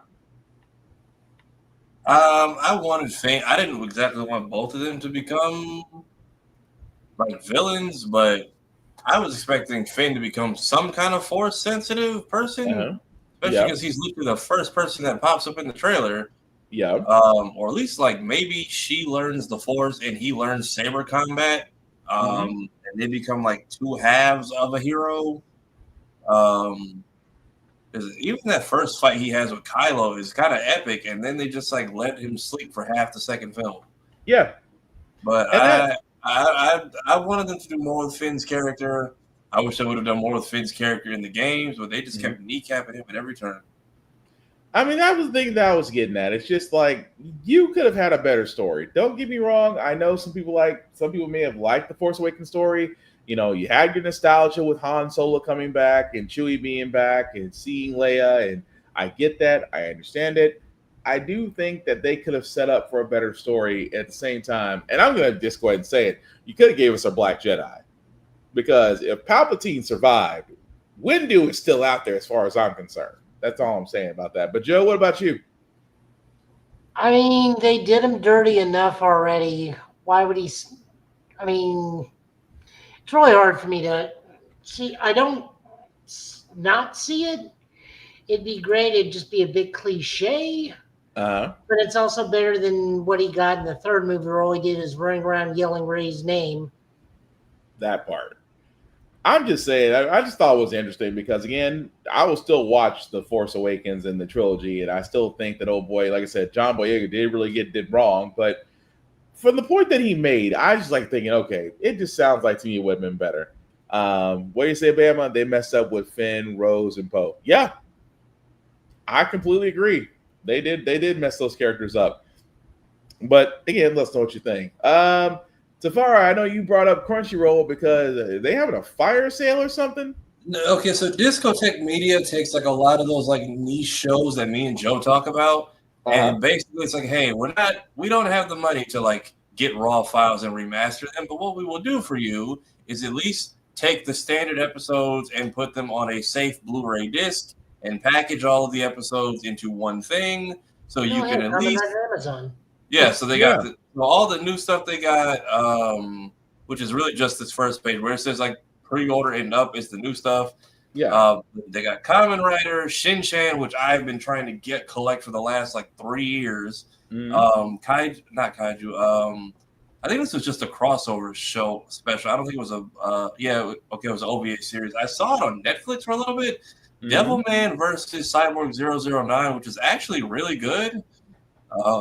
Very curious to how that world ends, seeing how Devilman Crybaby has the same ending in like every reality. Yeah. Oh, hey, Mega Man, the Ruby Spears series, or as we like to call it, the Scott McNeil show, because he voices literally half the cast. Yeah. That Golden Boy. I'm like King Arthur and the Knights of Justice. I'm like, wow. Actually, a decent series. Yeah. Kamen Rider X.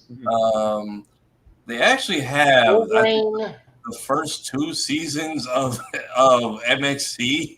Yeah, which I was considered picking up because that show was just like a fever dream. They also Street Fighter the animated series.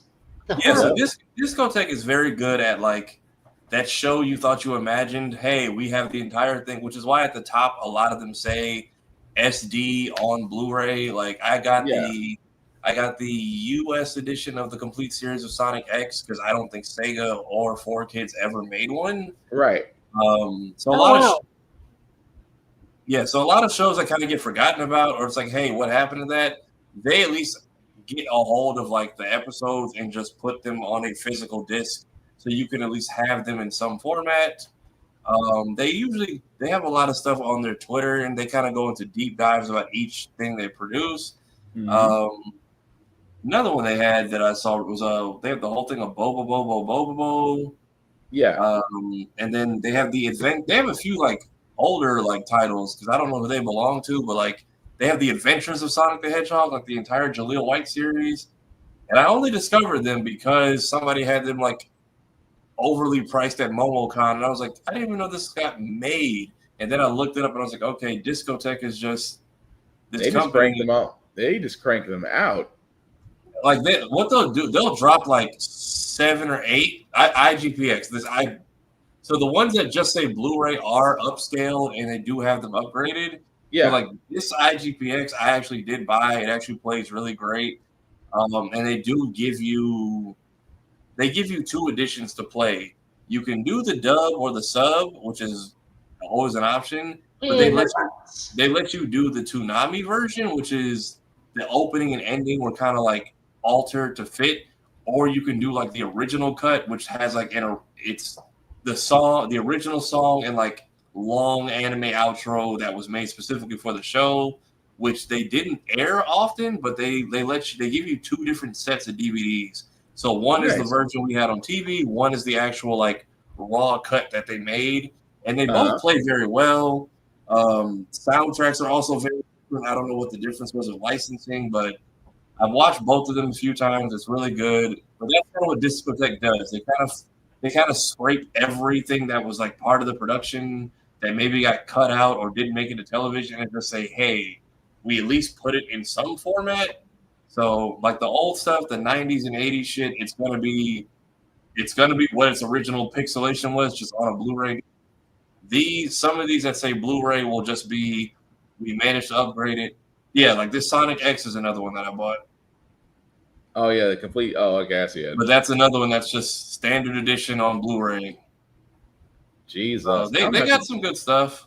I'm going to go through that because there were some titles that I was like, I could have sworn they were fever dreams. I'm like, oh, that actually was. Yeah, so they are very much clutch for. Yeah, so the Adventures of Sonic the Hedgehog, which I need to get that while it's on sale. I know I have Samurai Troopers somewhere, but I know I still have my Blu-ray somewhere for Samurai Troopers. Gunbuster, wow. Yeah, so if you're looking for some old series are wondering if anyone's ever put them out, Discotech just dropped their latest batch of stuff that's up for pre-order. I think it all comes out in October. A lot of dope shit. Sacred? Yeah, wow. yeah. Sacred. You will scroll their catalog and be like, yeah, I forgot this was a thing, but let me get it while I still can. And I think they do. Sacred. Yeah. Oh, I love Sacred. Mega Man. I don't know which Mega Man series that is, but that might have been the 90s. That might have been early 90s. Going by the cover. That might be early 90s. Joe, you're muted. Joe, you're saying something. You're muted. That's the one we looked at earlier. This is the standard DVD release. Okay. Yeah. Digimon Digital Adventure Season 1. City Hunter. You know what? God bless. Street Sharks, the animated series. Mm-hmm. Kamen Rider Black. And then they have so sometimes they'll do this a complete separate for the Japanese dub. So that's the Japanese version of Sonic X, which I think has the better cover. Street Fighter 2, which actually is a 4K. Oh, Wicked City. Oh, wow. See, that we will literally be, and it's 400 plus, so God knows they've been busy. Yeah, so they've been taking their time. They're not, Bobobo, which was like, if you remember those old days on Toonami. Yeah. They got a lot of the Lupin catalog. Angel Cop. Wow. Oh, that's remastered too. Okay, cool. Kamen Rider Black. So I think they take their time like getting some licenses, and then they're just like, here's what we got. And they've just been, I don't know how long they've been around, but they've been doing it little by little. And they're also one of the few places Crunchyroll hasn't completely bought outright, like Right Stuff. So pretty much get it while the getting's good. Oh, Virtua Fighter. So I think they have a partnership because like they sell on Crunchyroll, but Crunchyroll doesn't own them. Otherwise, you wouldn't have a Discotech site. It would just direct you to Crunchyroll like a lot of the other anime stores did. Gotcha. But definitely look at Crunchyroll store because that I'm gonna have to go back and look at it myself. There was a few titles I would love to grab and have because we do believe in physical media, and because you trust me, you can't trust digital. What'd you say, Bama? King Arthur Knights of Justice is on Peacock and Tubi. Oh, good to know. They got Project A-Ko. Oh, that's cool too. But speaking of reviews, Tafari, did you want to talk about Fixed, or did you want to pretend that Gendy never did it?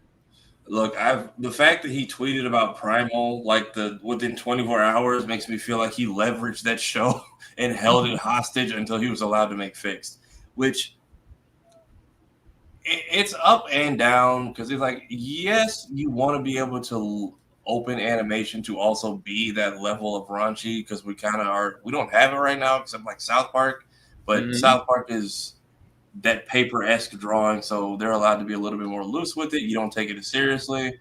But with animations like this, it's not a bad film. It's just there are times where it's like, all right, we get it. It's a story about like a dog and his balls and getting neutered. Like how there's a couple scenes where I'm like, all right, can we move the plot along? Yeah. But the fact that they get someone like I keep forgetting Idris Elba is not a serious person because the fact that he is less prominent throughout this film. Yeah. But then there's also parts of this movie that low-key play out like an episode of Primal. Like there's a part where they get into a fight with a couple of cats, and it is literally like Fang and Spear fighting off an army. So he very much takes elements from all of his work and throws it in here. But he keeps reminding you, hey, it's still a raunchy comedy about some dogs. The voice cast does a great job. Because we did have a lot of stuff like this coming up. We had stuff like this. We had South Park. We had Stripperella. We had El Super Beasto. We had Stripperella. We had El Super Beasto at one point, which I was straight to DVD. We had Drawn Together. Yep. And then that whole genre kind of like vanished. So it's a bit of a wild film. I won't say don't watch it. It's just it's different. It's different. It's just, but sometimes it's just like, all right, man, enough with like the nut jokes. Like we get it. It's funny. It did get a couple good genuine laughs out of me. The scene in the end. There's one scene in the end. You'll know which one when it happens. Just before he has to go to the vet, and it's just like y'all couldn't think of any other way to do this. Dang. But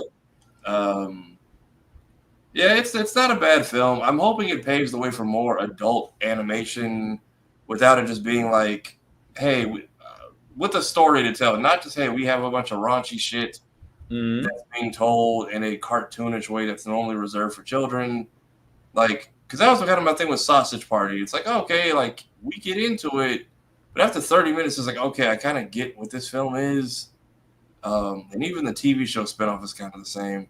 But it's a very different project, but the fact that he got so many people on board with it and they are fully committed to the bit, it feels like they're trying to open the door for something else, maybe greater along the line. So if you have free time and no children around, I can't stress that enough. Like there's no, you can watch it with your parents out. This is very much a grown folks movie. Yep, it's a movie, Bama. Yeah, it's called Fixed. It's very much it's about a dog losing his balls. I'm not even exaggerating. Give it a watch if you can. Just do it in private and make sure people aren't around. And then he thankfully announced Primal Season 3 will have more information coming soon. Sweet. Okay, so before we get to anime reviews, I think we have one more review to talk about. FX's Alien Earth. The first 2 episodes have dropped.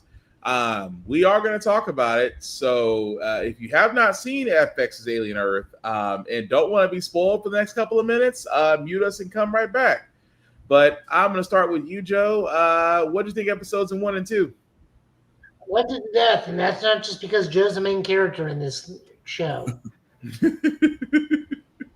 All we need now is a will, and everybody will have gotten to appear in at least one show this year. Fair enough.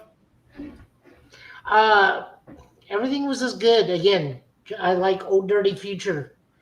Not to be confused with the other guy, but they just did Alien real well. I mean, sometimes that's very hard to pull off. Mm-hmm. Looking at the past several dozen half movies. Yeah.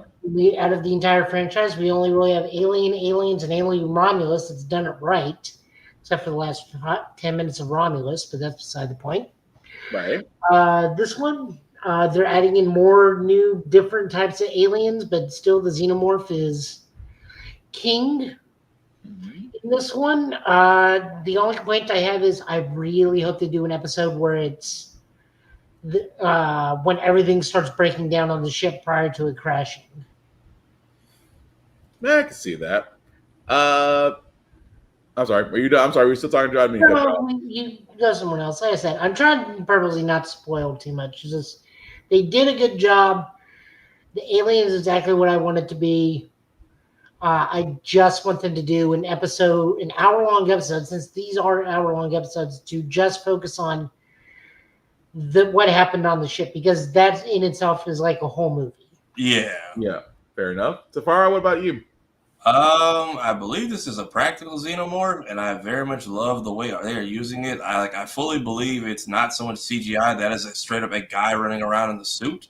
I think just when it runs on like a couple scenes, it's CGI.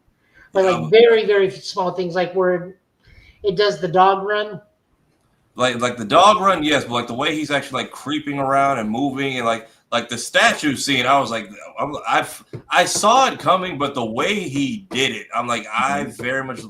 Also, this is very much a more brutal xenomorph than we have seen in the past. Yeah. Like usually it's just kill and then move on. Like this thing is eviscerating people. And I'm just like, what did you do to make it that mad?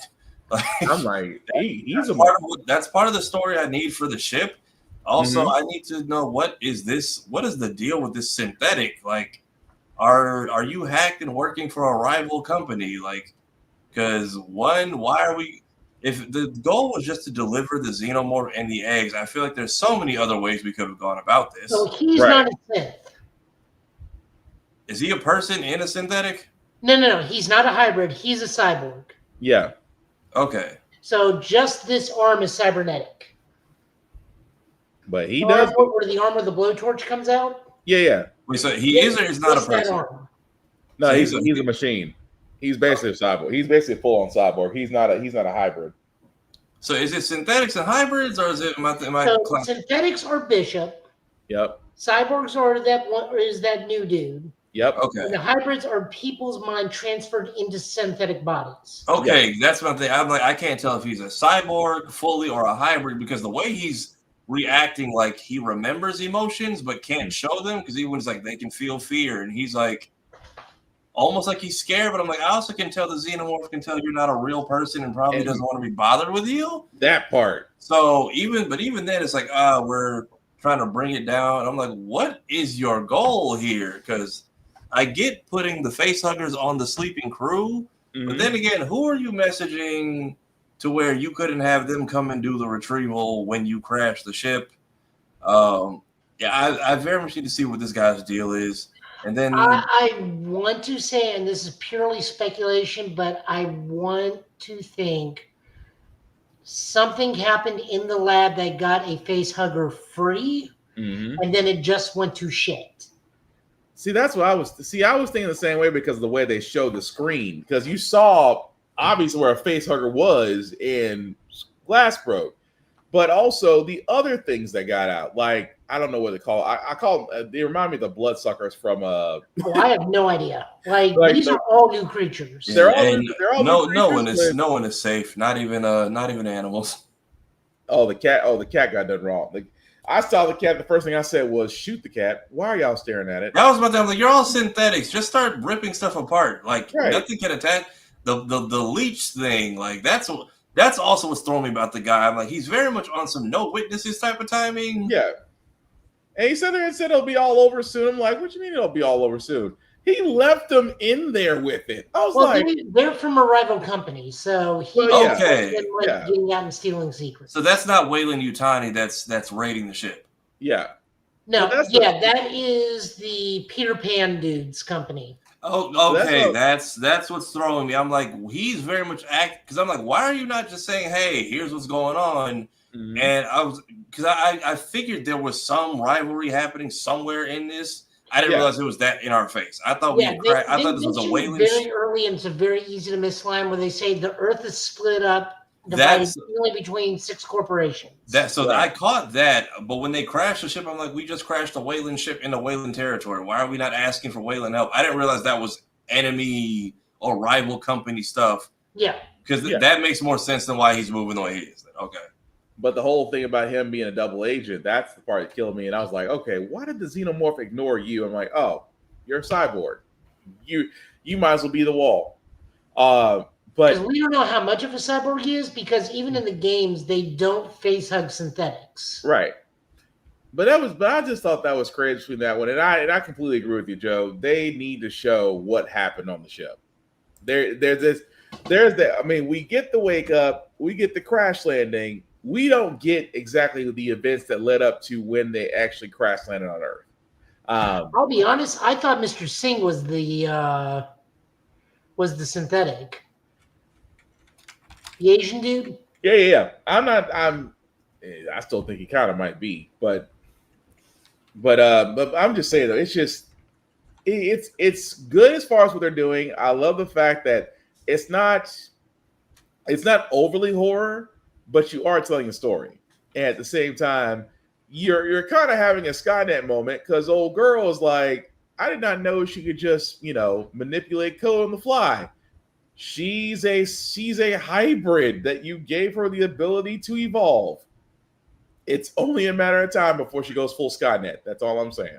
But I will say so our other main cast with the weird wannabe Mark Zuckerberg, Elon Musk. That's a rival company and a rival. That is a rival company, and the whole gimmick with them is it's Peter Pan and the Lost Boys. Yeah, that's what it feels like. Because I'm like, what? These are children you are sending to go do this. That's the only which is a perfect way to explain why they're not just walking in there and just ripping everything in half. Right. I'm like, yeah, these are teenagers that are still remember fear. Teenagers, I think, is being generous. Yeah, like preteens at the most. I will say this though, Timothy Olyphant's character, he's just you can tell. I understand you're a hybrid, sir, but even as a hybrid, you are still annoyed. You are still annoyed with them to the point. Wait, Timothy Olyphant is the dude with the white hair? Yeah. He's a synthetic. he's full on today. Oh, he's full on today, but I couldn't tell. I'm like, why are you such a dick? He's just synthetic. He's just synthetic. like a meaner version of Bishop. Okay. But man, he is all the way annoyed with I do like the talk between the Dame and the Peter Pan character. Mm-hmm. It's like, I just want to have a fucking interesting conversation for once. Oh, it was funny. Go ahead. His ego is definitely running amok, but he's also like really humble on some things where he's like, look, I understand I'm the smartest guy in the room. Mm-hmm. Like, I'm smarter than everybody, but in the grand scheme of things, I just want to have a conversation with someone smarter than me, because being this smart is so fucking annoying. Mm-hmm. He's Sister Sage without the lobotomy. Pretty much. But no, like I said, that was funny as all get out. But let us know what you guys think. Yes, man, you do need to watch it. You do need to watch Alien Earth. Like I said, the first 2 episodes are up right now. Next week is going to be episode 3. As you can actually tell, all 3 of us love it. We all have no issues with it. But again, man, when you get a chance, and all those that are watching, let us know what you think. The last thing I'll say before we get to anime reviews: Twisted Metal season 2, not bad. They did introduce a few more characters. We actually got to see how they did Axel. I'm not complaining about that. We actually got to see Grim, or otherwise known as the Reaper. Again, not complaining about that. But yeah, still something you should not let your kids watch. But so far, so good. Would highly recommend Twisted Metal. Hey, Kira, how did you survive in Expedition 3? I didn't get to see what happened after the last fight, so I hope you made it. What do you say, Bam? I'm going to go back in Predator. Nothing wrong with Predator 2. If you want to relive some highlights, nothing wrong with that. But again, let us know what you guys think of FX's Alien Earth. Again, Twisted Metal, highly recommend that as well. But before we get to comics, actually, before we even get to anime, before we get to anime reviews, was there any other news, guys, we got left before we go to the anime reviews of the week? As much as I've been saying there's no promo for anything, I feel like it's Demon Slayer, so they don't need to say anything. Mm-hmm. But tickets are officially on sale as of I think a few hours ago. So if you want to go see the Mugen Train, Infinity Cast. Oh yeah, Channing Tatum is also in this movie now. Yes, and people are upset which he's playing a character that's in. I want to say for all of probably 5 minutes if we're being. I just want to laugh because all I hear is the Gambit. It's like, oh, all these Hashiras. I'm gonna make a name for myself. That's all. I don't even think he's playing a demon. So I think he's going to be a part of someone's backstory, and I think he's playing someone's dad. Which again, at the most, 5 minutes of someone's backstory, and then he will probably fade into obscurity. It's probably just a nice add-on to help sell tickets. It's not that big a deal. Yeah, some people are making it like it's. And if you are that upset, go see a sub showing. They have the option. But tickets are on sale now. If you want to go see this is definitely going to be a part 1. Do not get your hopes up. Mm-hmm.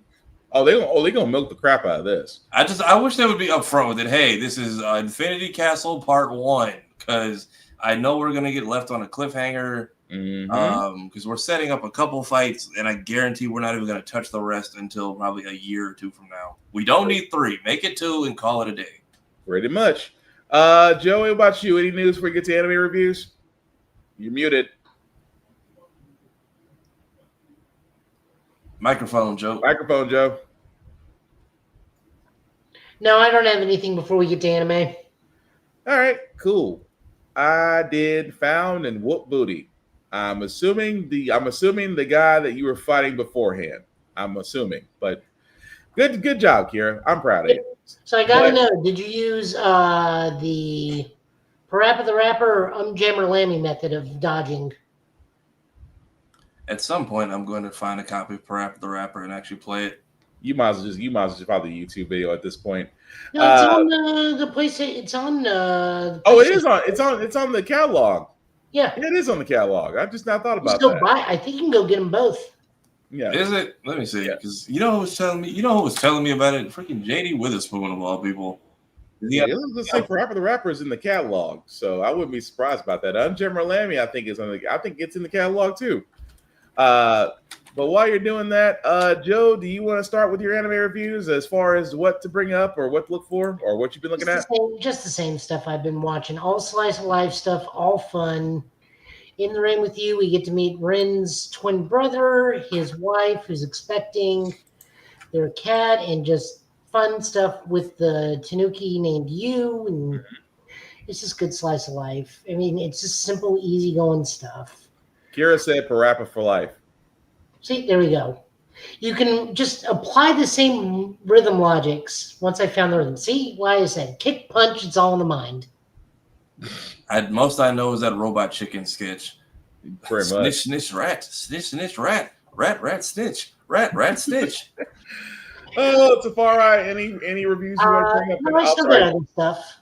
I'm sorry, go ahead, Joe. My Dress Up Darling, they ended the newest two-parter with the high school festival. The new costume wearing war wins them first place in the high school. Again, My Dress Up Darling is more slice of life, but still so much fun. And what else did I see? I watch a lot. Silent Witch, just more shenanigans when you have social anxiety and have to be a mage. Mm-hmm. When you have to be a mage to the point where your social anxiety makes you silent cast and no one else on Earth can do it, it's basically what if Bocchi the Rock became a musician. Horrible social anxiety. Okay. Just go watch. It's all good, fun, slice of life stuff. We all know what's coming in October. Pretty much. Okay. Tafari, what about you? Kaiju number 8's going good. Drama setting in. We finally have our first serious loss or character death, which I know some people say it feels overdue. I'm like, it was going too well for too long, and way too many people were making it. We were bound to lose someone eventually. Executed well in the way it happened. Dr. Stone. We have found the source of the petrification. What we're doing with it now is, I don't know. I started reading it right when the Bloody Massacre started. I want to say in an episode or two after this, probably. Mm-hmm. Apothecary Diaries. I'm halfway through season 2. Nice change of pace. Nice non-battle series. I'm starting to kind of understand the hype or why it got so many nominations last year. Yeah, this girl knows her poisons, mushrooms, and medicine. So, okay. I'm with you on Kaiju number 8. Dang, that was a battle. That battle with old boy between number 2 and number 9. But yeah, Gachi Yakuta, again, great episode. Still tell people about that. If you have not seen that, it is available on Crunchyroll. I cannot stress that's enough. This is made by the same people that did Full Metal Alchemist. So if you like Full Metal Alchemist, you're gonna love Gachi Yakuta. Rise of the Shield Hero, solid episode on that one with season 4, so definitely love that. Sakamoto Days is interesting because at this point, old boy's just gonna wind up having a group of his own.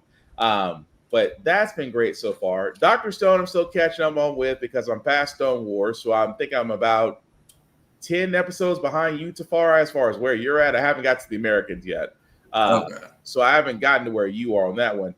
Windbreaker, I'm catching back up on that because I kind of took a break from it. If you have not seen Windbreaker, if you just love an anime that's all fists, right up your alley. But again, like that as well. Also out of that, catching back up on Dan to Dan because I gave it a second viewing and realized I really do like it. So I'm still catching back up on that. But yeah, those are the animes that I'm keeping up with. What'd you say, Bale? My Dress Up Darling is where the characters are blue balled. That proves that he has never seen the series. Dang. He does not know what he's talking about.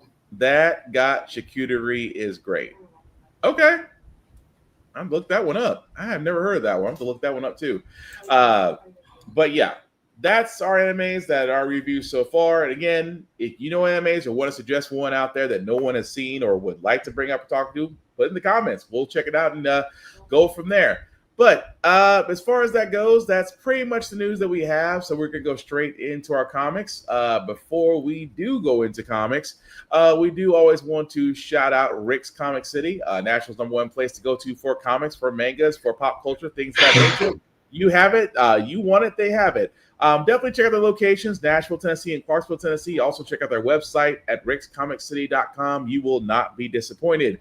At the same time, if you are not in the Middle Tennessee area, guys, please support your local comic stores, support your local libraries, support your local bookstores, support your local artists. Again, support the indies in general. There are many, many, many, many artists out there, whether they are writers, whether they are artists, whether they are storytellers, that really could use our support. So at the same time, guys, definitely do show your support, share. A like and share costs nothing, because they need that exposure. And I know we do it here. We also do it here on Blurred's Eye View.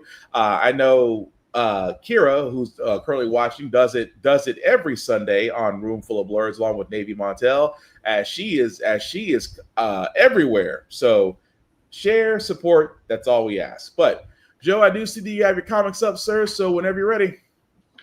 First up, we got Green Lantern Corps #7. This is written by Zoom.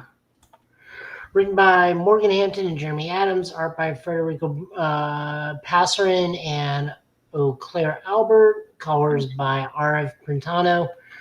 The Starbreaker Corps is successfully removed all motion from the universe.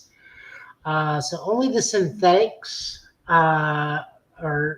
only the synthetics can actually like do anything, because everyone's just kind of like blah and meh. So we get all of our Lantern crew and friends onto the Interceptor from the Green Lantern the Animated Series, along with Aya, Jadestone from the last event, and John Stewart's ring, who is inhabited by the spirit of his mother. Yeah. Which I love to death, especially the hell no. That was still funny. Go and breach the source wall so they can go retrieve the source of all the emotions, all the actual deities. Yeah. Like Ion, Parallax, and the Predator, and so on. Solid book. Green Lantern Corps is killing it right now. This is good Green Lantern in general. Yeah, it is interesting that they did want to bring up the source wall, but that does actually tie into when Hal was actually the White Lantern. So that does. No, Hal was never the White Lantern. I'm sorry, not Hal. Kyle. There we go. It was the Third Army storyline. Yeah, but interesting story, especially with Starbreaker and the Sorrow. But go ahead. Yep. Next, we got Trinity, daughter of Wonder Woman. This was just a fun issue. Trinity is still hanging out with her two other versions of her younger selves, and she explains she got put into a almost a Kobayashi Maru scenario where she has to save the Robin Corgi that will help heal time or save her mother, and every time she saves one, the other one gets chomped, or they both get chomped, and she always gets to meet her dad, who she immediately punches out because that would screw with time. It was just a funny issue. I know this one wasn't for you. This was just fun for me. It was just cute and fun. I will say this, though. It will appeal to younger readers. Yes. It will definitely appeal to younger readers. So I highly recommend that for those that were interested in Wonder Woman, especially if you're in the 9 to 10 range, 9, 10, 11, 12 and up, they'll definitely love it. I do like that her younger versions call her out. It's like, you keep breaking time. No, it's like, yes, you're breaking time.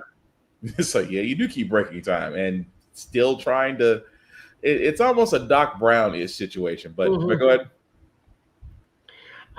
Next up, we got from Marvel, we got Miles Morales #36. This is written by Cody Ziegler with art by Marco Renna, colors by Brian Blaze. This is the end of the God War. Solid ending all around. Everybody gets like a big moment. We get a nice plot twist and a nice double cross, but not what you think. Right. Anansi just like really, really cool in this one. Although at the same time, though, you do gotta admit, Miles does what Peter does best with people that fight him. I'm gonna use reason. Why did you not start with this? Yes.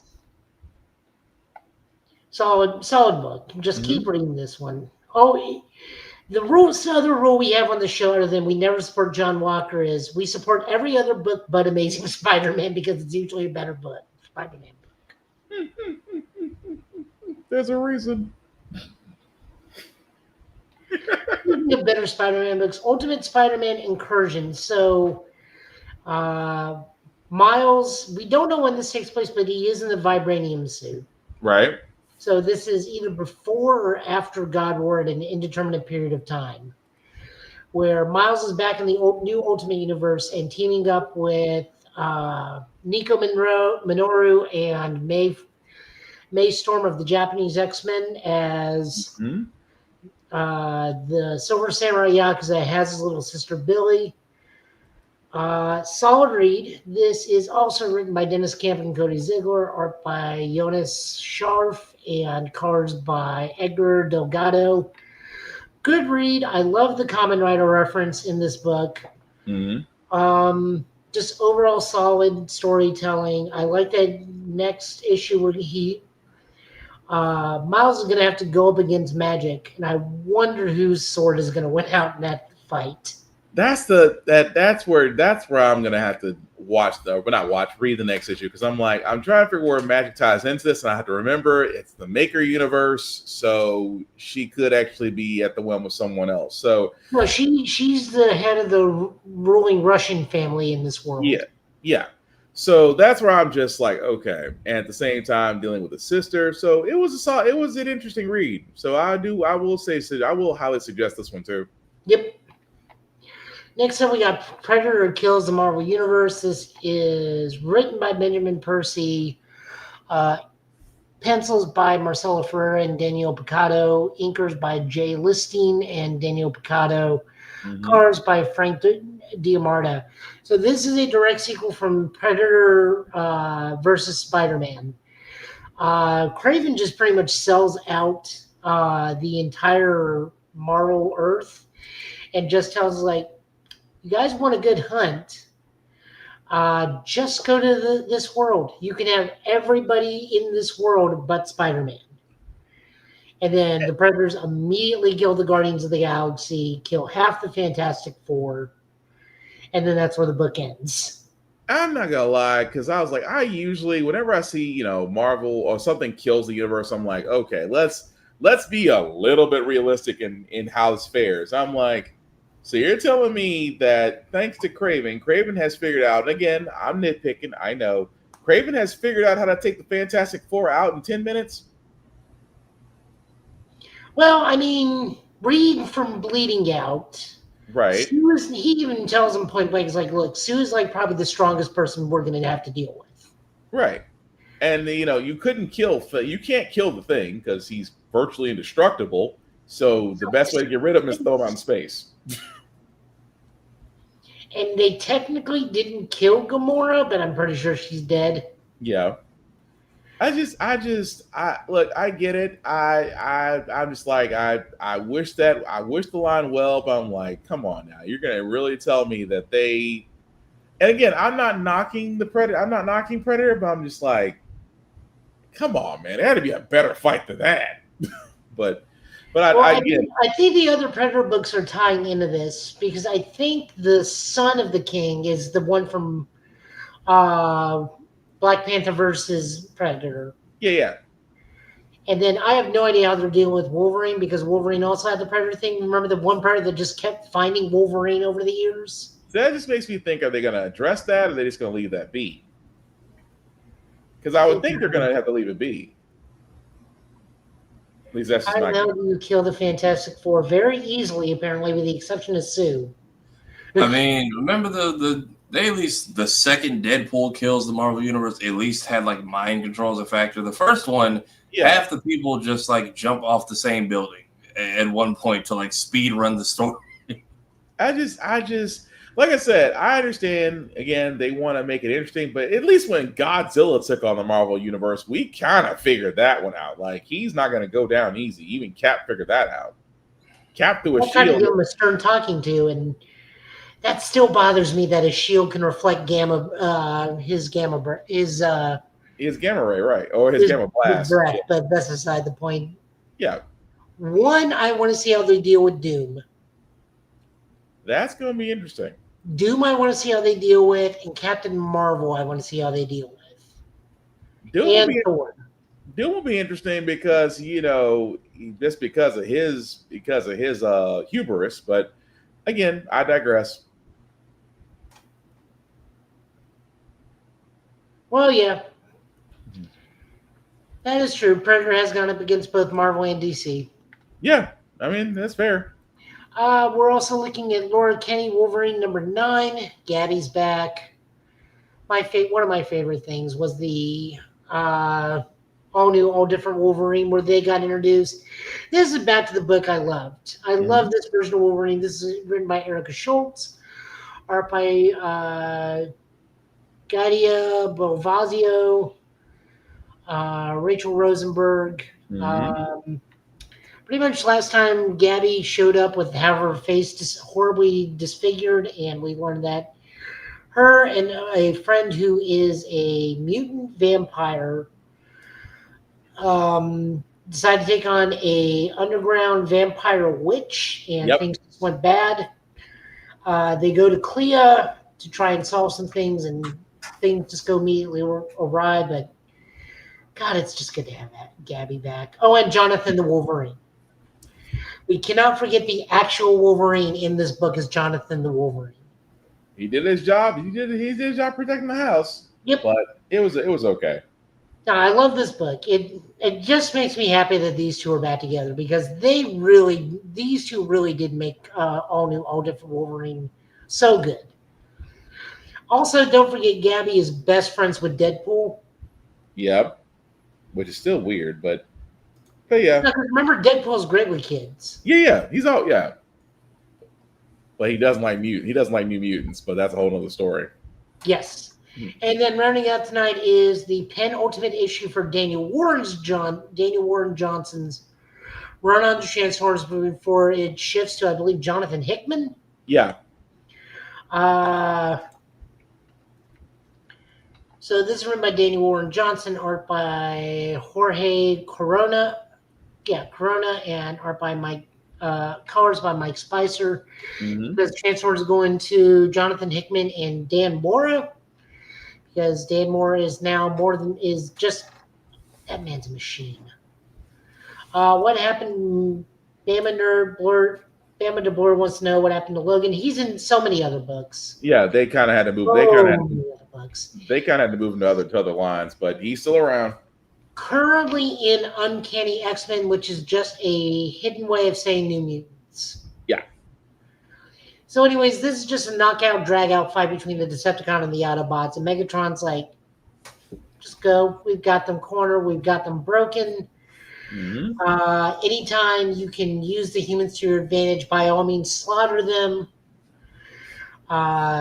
Just beats the piss out of Starscream at any given point.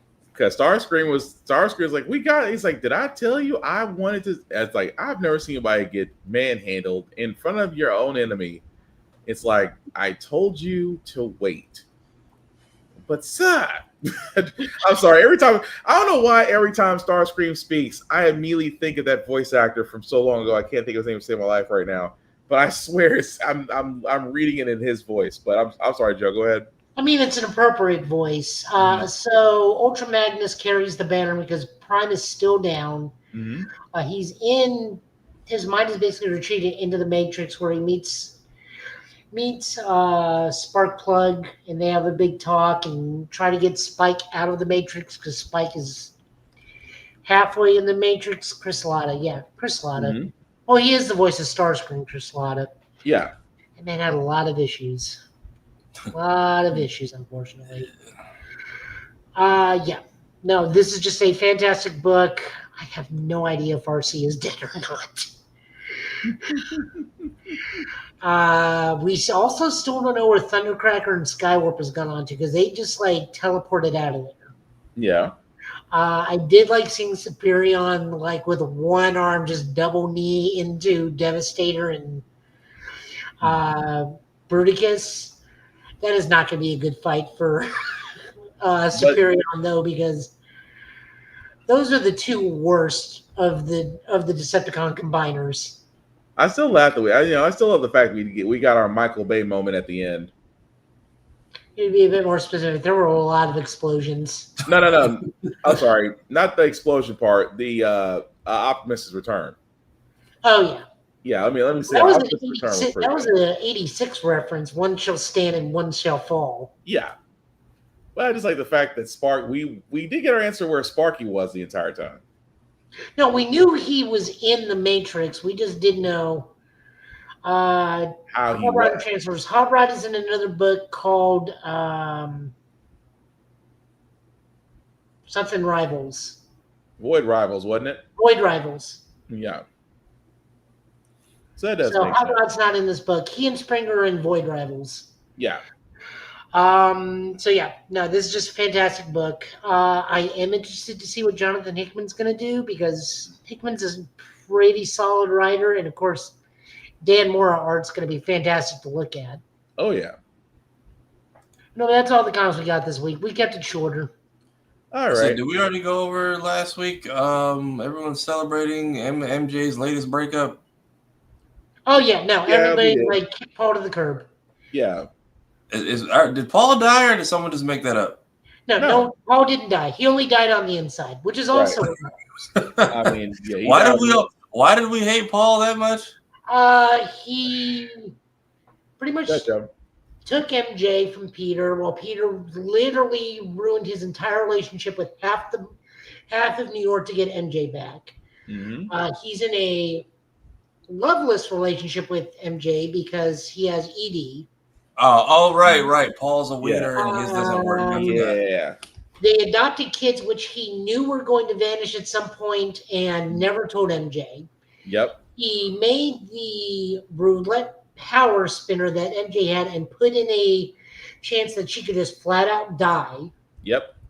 For no reason. Like, it was never explained why he even do that. He just fucking sucks. Also, we learned that, that may actually be, I may be on the market and it's Ben Riley taking the place of Peter. Because we may be getting a review. No, you really don't. Don't do it. No, let him. Don't. Let him. I'm going to be nice. Don't do that. Let him. No, it's not that Paul's that bad. Paul just sucks. See, he's got to learn. I mean, he's also there to make fun of the man bun, which already went out of style. No one gives a shit. No one gives a shit about that. That's why he needs to read it. He has to learn. He'll be better for it. No, he won't. He will. He's not going to wind up liking Paul. He's not. I haven't seen anybody we sit down that path not like Paul afterwards.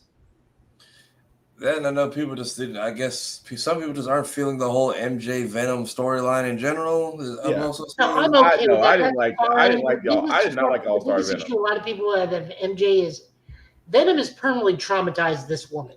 Yeah. Like all through the 90s and 2000s, she is like PTSD of her husband fighting Venom, her ethnical brother-in-law when Ben was fighting Venom. Venom knowing where to find them at any and all times. Ben showing up at May's house. Like, MJ has horrible trauma issues from Venom. Yeah, pretty much. So that is the big issue a lot of people have with her being now bonded to Venom. Although, keep in mind, the Venom symbiote has had a very broad story arc and character development since just being the one known eat Peter's brain. Okay. But I still say, of all people to be all new Venom, why her? That's the It right would have to be her. Because Spider-Man's going to go into space and get a new symbiote because we've already seen it.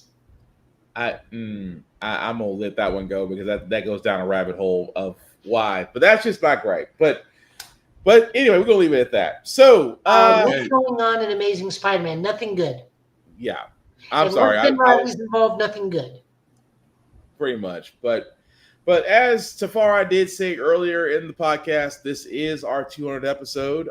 So yes, 200 episodes that I can sit there and say that Tafari and Joe have come along, and we have made this a trifecta of a podcast. To which I am very, very thankful for these two gentlemen right beside me. And hopefully we will still be doing this for another 200 plus, depending on how YouTube likes us, because, we got copyrights everywhere. But thank you all for rocking with us. I know, but thank you all for rocking with us. Thank you all for still liking, for still sharing, for letting people know this is always live. We certainly appreciate that. And also, we do got some things to talk about. I should say, coming on the horizon. So hopefully some new things will come along. I just have to wait to see how they all shake out. But in the meantime, let people know what everybody's doing. I'm going to start with the man, the myth, the legend, Tafari, sir, who's everywhere. And I do mean everywhere. What are the people that show up? What are the people know what you're up to, sir? Chilling for the right now. Nothing crazy going on. Blurred's Eye is back, so please go check out the channel if you haven't. We have 2 episodes up. We also have clips from those episodes up already. All of BlurredCon's 2024 footage is officially out, so feel free to go and scrounge through some of that if you want to. Still streaming, going through Twilight Princess, we finished Sonic and the Black Knight, and as of today, in one sitting, Ed, Edd n Eddy, The Misadventures in one go. So clearing through some fun old stuff, potentially starting either Titanfall 2 or Code Lyoko next week. Haven't decided yet, but Titanfall 2. We need another Titanfall game, but I'm sorry. Yeah, I've been hearing things about the story. I also heard that is a quick burn I might go through. I'm not sure yet. But other than that, Power Rangers skit on the main channel because the memes of SPD have gotten to me for the last couple of weeks, and now I'm kind of watching through it a little bit. Wait, what's going on with SPD? Oh, just the meme of dude's first day as a Red Ranger, and he just starts shooting shit. Yeah, the Red Ranger's first day when he was using the blasters. When he uses his blasters, Joe. Okay. Yeah, so and because they have that whole series is free on YouTube, a lot of people are just like, "Yep, I came here because of that TikTok." I love the fact that the Red Ranger, is the primary antagonist in The Rookie. Yeah, he is. All right. Yeah, that's pretty much it. Other than that, shorts and things getting posted. Please go see Spike Lee's new movie. I know that no one is telling you about it, but it's. I'm hearing it's going to be a good one. I've heard people have gotten to see some sneak peeks of it. It seems like it's going to be really good. Doing another anniversary video for another Spike Lee classic, which is thanks to Cat Williams, has aged terribly. The Kings of Comedy turns 25 on Monday, and half of it is still good. Yeah. But other than that, just things coming out here and there. Stay tuned. All right. Joe, also a busy man. Will let people know what you're up to, sir?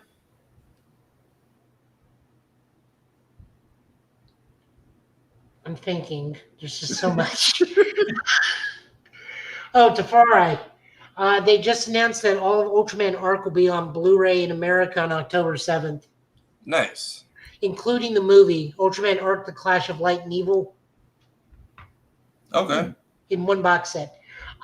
Speaking of that, you can go to Show a Guy Joe on YouTube and watch Ultra Watch, which where me and Tafari sit and just watch, riff, and review Ultraman episodes. I'm having to do a little bit of editing on last week's episode because VLC Media Player just wanted to shit out on us, so it happens.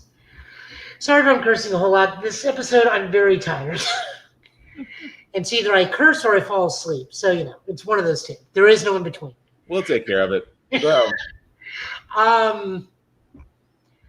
200 episode. It's the 200th episode. We should just do it live and uncensored. I'm not really streaming anything in the moment just because there's nothing really for me to stream. Though in September when MechWarrior 5 Shadows of Karinsky comes out, I will be streaming that because I'm always down to stream more Stompy Robot action. API Middle Tennessee, always doing stuff with them. You can find me over at Middle Tennessee Gaming, where I am helping run that shop, helping run tournaments. So Magic stuff, Cardfight Vanguard stuff, Digimon stuff. Always down for a game of Cardfight Vanguard or Digimon. Magic just takes forever because I only have Commander decks. Cooking. If you go to my Instagram, Joe Italian last name, you see stuff I cook. It's all Korean and it's all spicy as hell. But I can eat. It does look good though. Oh yeah, I really think I am getting better at cooking. Other than that, I'm just like watching TV or asleep on my couch. All right. Like I said, busy men everywhere. Kind of make me look lazy. But before we do get out of here, like I said before I get to myself, shameless plugging, as I usually do.